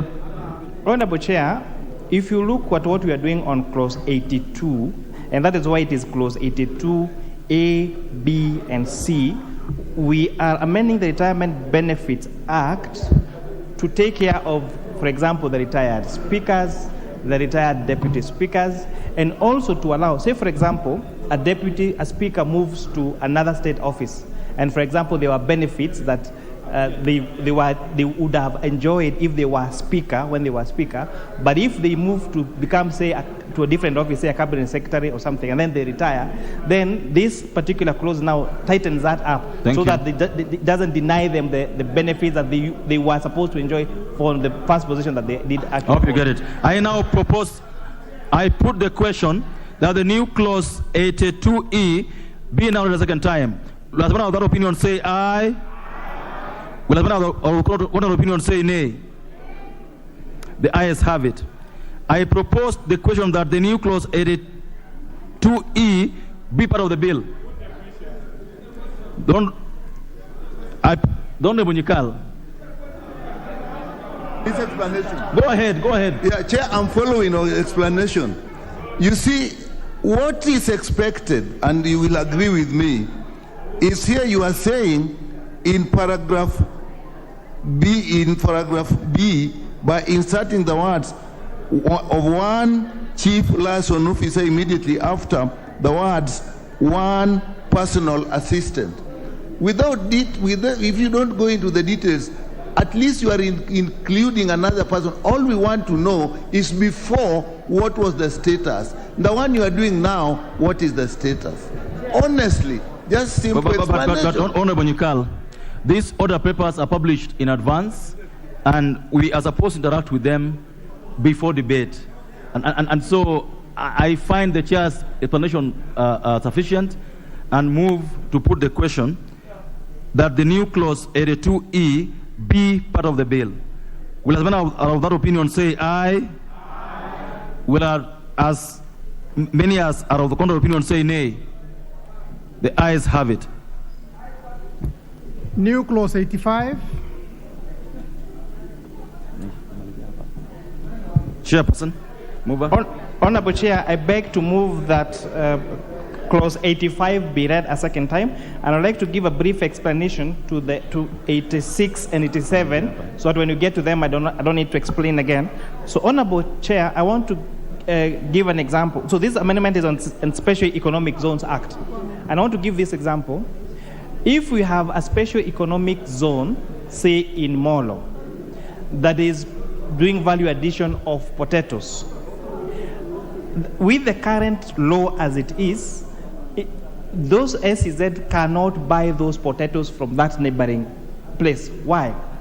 Because if they buy from that particular market, when they sell back the market, they'll have to pay import duty. Because special economic zones are seen in the minds of the law as being an outside country.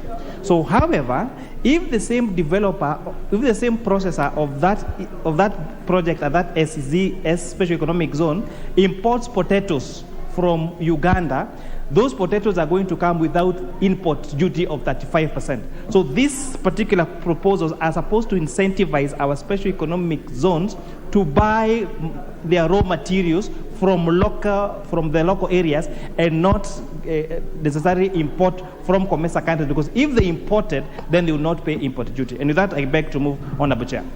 Thank you. I now propose the question that the new clause 85 be noted a second time. I put the question that the new clause 85 be noted a second time. Will as many as out of that opinion say aye? Will as many as out of contrary opinion say nay? The ayes have it. I propose the question that the new clause 85 be part of the bill. I put the question that the new clause 85 be part of the bill. Will as many as out of that opinion say aye? Will as many as out of contrary opinion say nay? The ayes have it. New clause 86. Mover. Honorable Chair, I beg to move that clause 86 be read a second time as explained in clause 85. I now propose the question that the new clause 86 be now read a second time. I put the question that the new clause 86 be now read a second time. Will as many as are of that opinion say aye? Will as many as are contrary opinion say nay? The ayes have it. I propose the question that the new clause 86 be part of the bill. I put the question that the new clause 86 be part of the bill. Will as many as are of that opinion say aye? Will as many as are of the contrary opinion say nay? The ayes have it. New clause 87. Mover. And now, lastly, I beg to move that a new clause 87 be read a second time as explained in clause 85. The question that the new clause 87 be now read a second time. I put the question that the new clause 87 be now read a second time. Will as many as are of that opinion say aye? Will as many as are of that opinion say nay? The ayes have it. I propose the question that the new clause 87 be part of the bill. Honorable Nyikal. Chair, I stand to support, because this explanation, at least now you know that the concept is when you have a zone, it equates with the foreign one. At least that is now known. So Thank this you. is good, we support. Thank you. Chair, that is how it should be done. Thank you, Chair. Honorable Nyikal. I now put the question that the new clause 87 be part of the bill. Will as many as are of that opinion say aye? Will as many of the contrary opinion say nay? The ayes have it. Go ahead.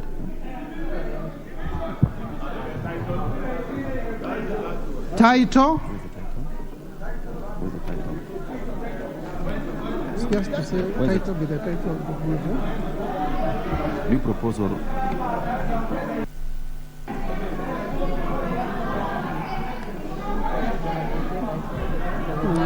I propose, order members, order. Order members. I propose the question that the title be the title of the bill. I put the question that the title be the title of the bill. Will as many other opinions say aye? Will as many of the contrary opinion say nay? The ayes have it. Clause 1.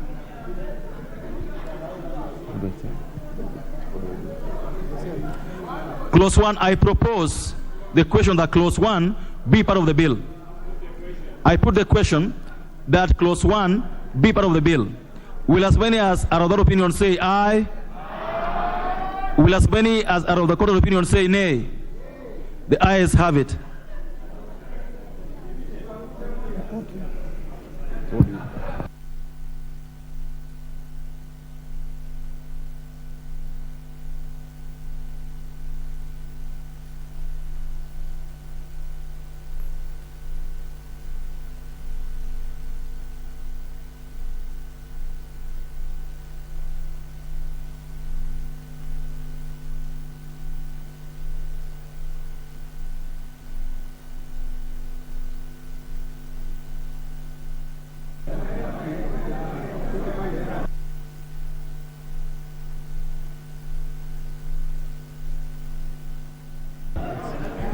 The order members, Honorable Chairperson, mover, you remove for reporting. Honorable Chairperson, I beg to move that the committee do report to the House its consideration of the Finance Bill, National Bill number 14 of 2023, and its approval thereof with amendments. Thank you. I now put the question, members, which is that the committee do report to the House its consideration of the Finance Bill, National Assembly Bill number 14 of 2023, and its approval thereof with amendments. Will as many as of that opinion say aye? Will as many as of the contrary opinion say nay? The ayes have it.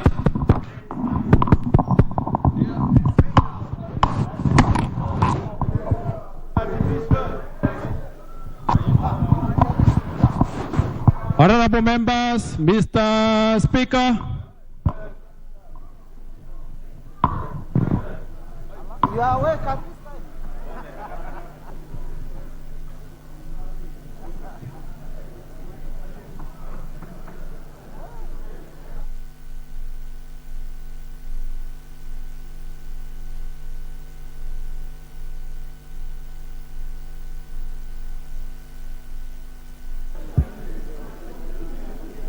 Chairperson, order, honorable members.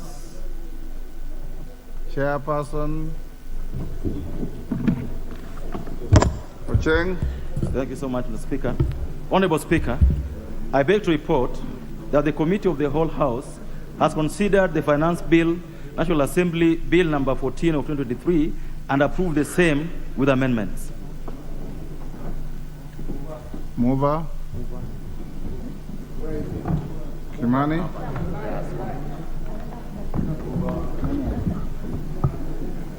Honorable Speaker, I beg to move that the House do agree with the committee in the said report, and as I ask the Honorable Leader of Majority Kimani Ichung'wah to seconds, I would really like to thank the Honorable Members of Parliament for supporting the amendments.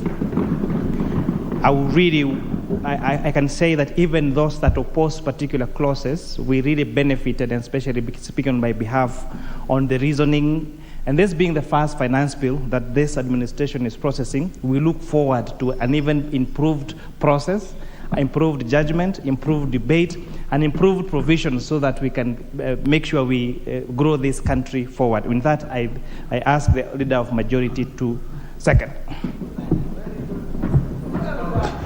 Honorable Speaker, allow me also, as I second, to thank all these members who have sat through this 2 days to the wee hours of the morning and late at night, Honorable Speaker, debating issues that have concern to the Kenyan people from both sides of the coalition. And as the chair of the Finance Committee says, this has enriched the debate of this assembly, enriched the value that we give back to the people who elected us to this house. And just in the words of the chair of the Finance Committee, let me also take this opportunity to thank even those of our colleagues on the minority side who had their say, as the majority had their way, because that is what pertains a democracy. And it is testament now to the world, not just Kenyans, that we are a true democracy, that where we can come into this debating chamber, debate without having acrimony, without having chaos.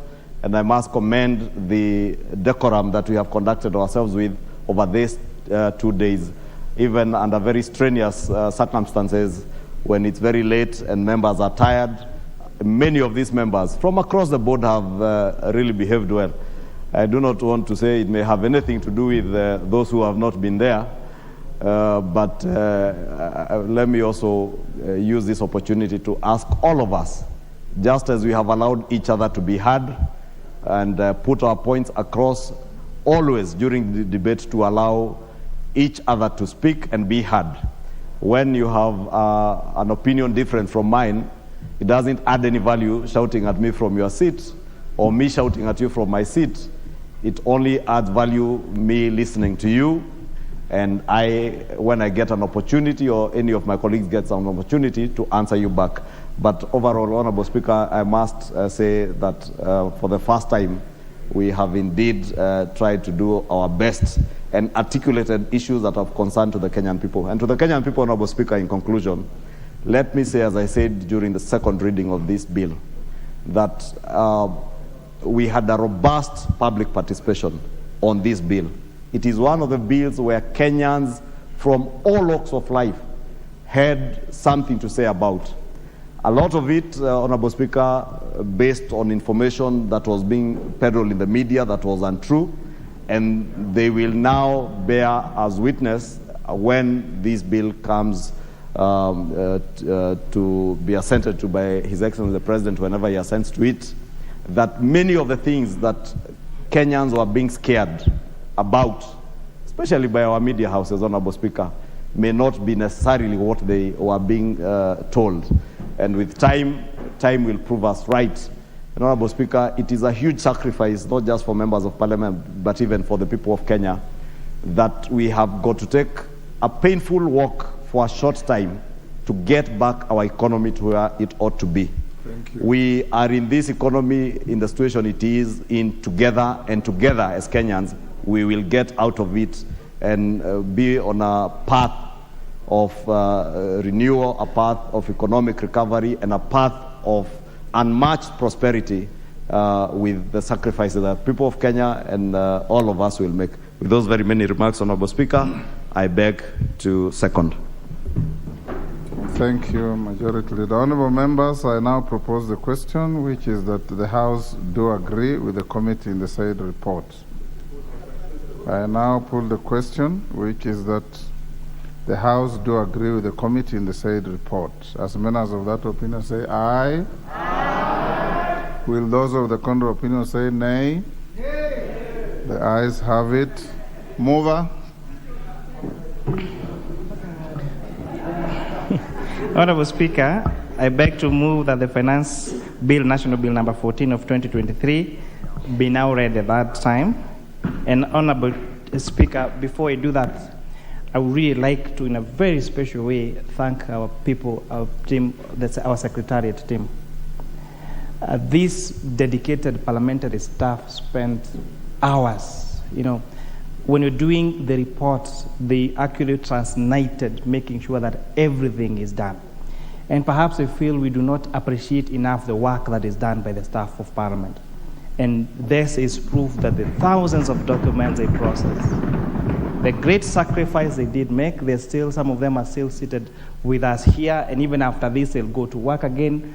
Tomorrow morning, we start vetting of the chairperson for the Commission on Revenue Allocation, and expect that they will have prepared, and that before now we start on that. And so I really want to thank the dedicated parliamentary staff that really did their work to make this a success. And lastly, I want to thank the members of the public that sent us more than 1,500 memoranda, the more than 200 stakeholders that took their time to come and share their views with us. We tried as much as we can to carry as many views of the members of the public as we could, and it's good that this particular debate has demystified the fact that there were no any amendments, that the public participation was an exercise in futility.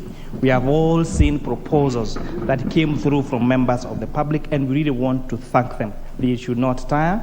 The next time there is any bill of parliament, let them come and give their views, because they have been able to see that their views actually do count. And with that, Honorable Speaker, I beg to move that the committee be led, that the finance bill be read the third time. And lastly, Honorable Chair, it would be very wrong if I don't appreciate the members of the committee. We never struggled to get quorum. In fact, most of the time we were full house or really near full house.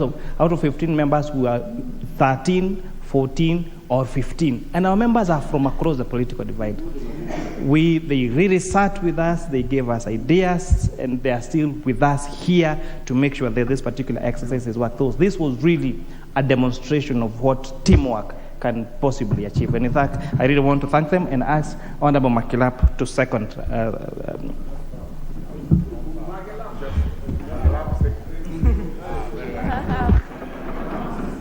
Thank you. Honourable members, I now propose the question, which is that the Finance Bill, National Assembly Bill number 14 of 2023 be now read a third time. 1 minute. I'll give you 1 minute. Yeah, please, Mr. Speaker, thank you very much. And I also want to take this opportunity to thank the honourable members for the way we have aggressively participated in the debate and passage of this bill. And I also want to thank our members on this side who have stood firm against all odds to make sure that they oppose all draconian and offensive clauses in the bill. Mr. Speaker, I am happy that we were allowed to debate freely in the House. We gave our opinion. We were allowed free debate on this bill, as much as controversial as it was.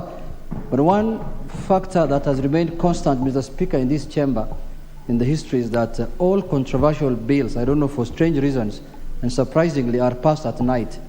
From the political parties bill, the BBI bill, and now this controversial one is, all of them are passing at night, Mr. Speaker, for strange reasons. I don't know why. I don't know why they're not passing during the day.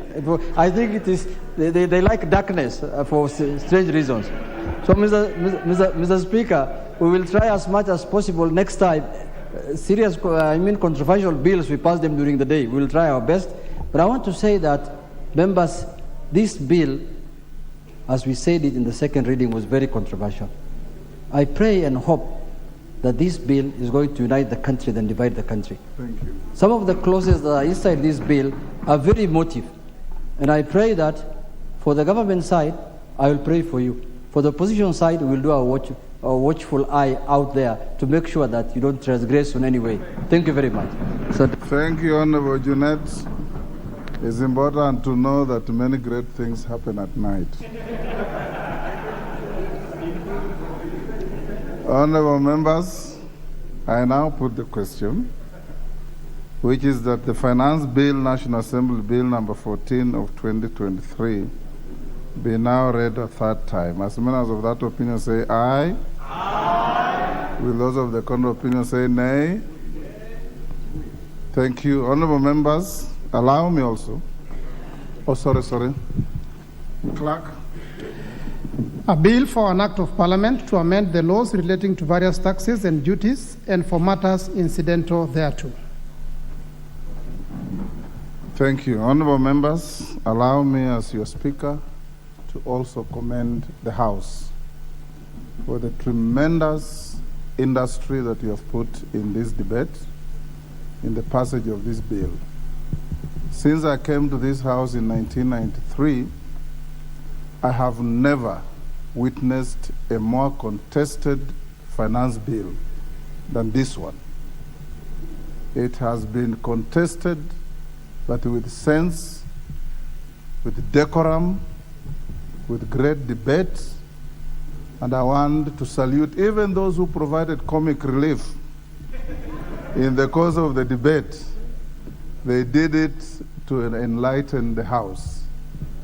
In Shakespeare's Tempest, there's a character called Desdemona, whose duty was to cause light moments when people were low. And I could see some of Desdemonas in this House. For the new members, you now appreciate that the power of the wallet of the state lies in this House.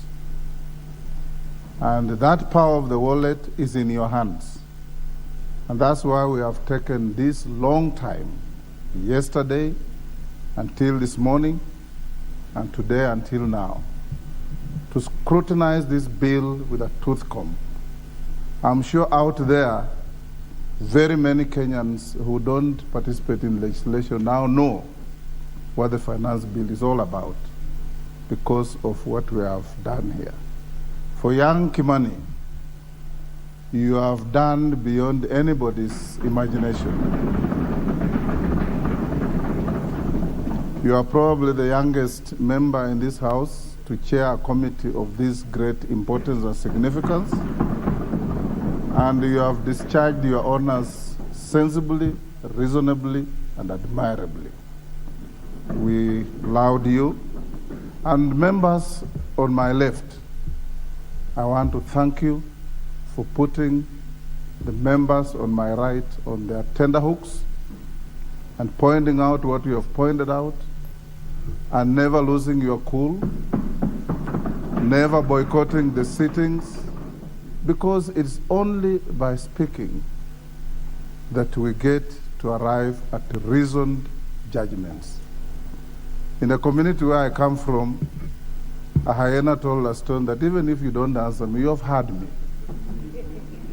And that can be applicable in many situations.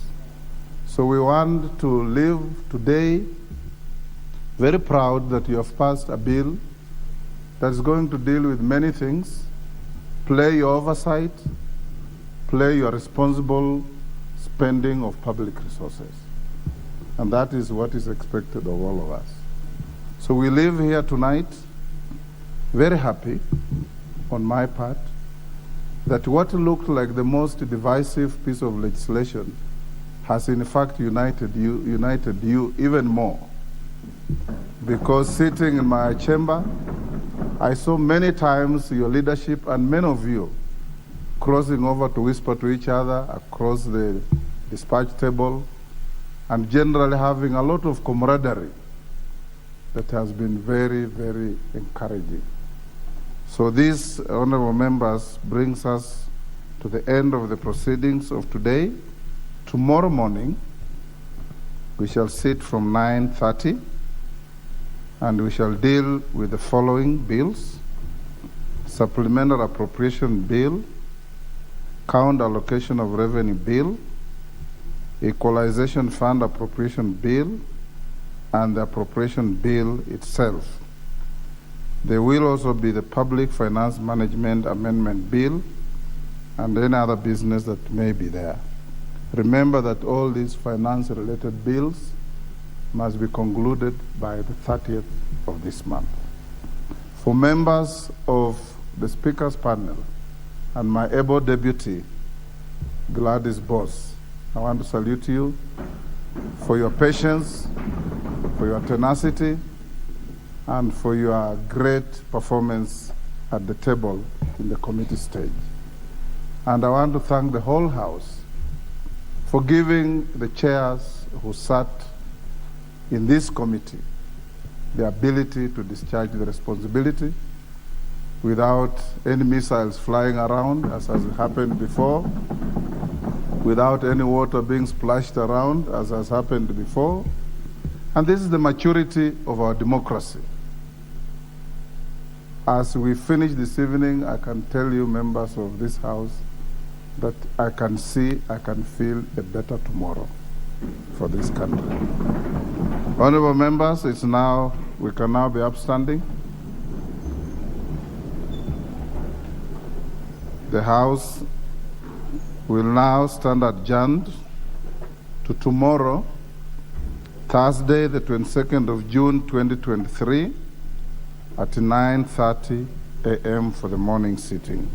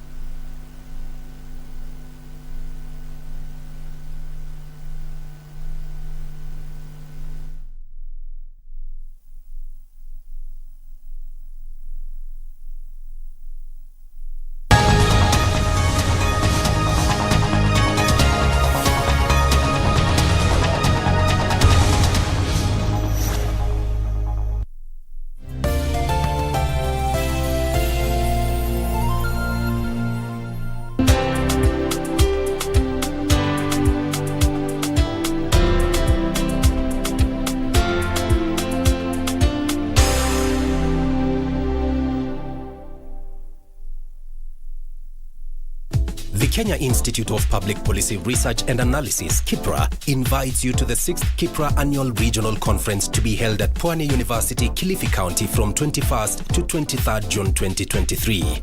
The conference brings together state and non-state actors to exchange views on accelerating the economic growth and development for arid and semi-arid lands, ASALs, in Kenya. The conference will be officially opened by the Deputy President of the Republic of Kenya, His Excellency Rigathi Gachagua. The key objectives of the conference are as follows: to provide a forum for policymakers, implementers, and other stakeholders to explore areas of economic potential in ASAL counties, to discuss the investment opportunities in accelerating growth of economic activity in ASALs,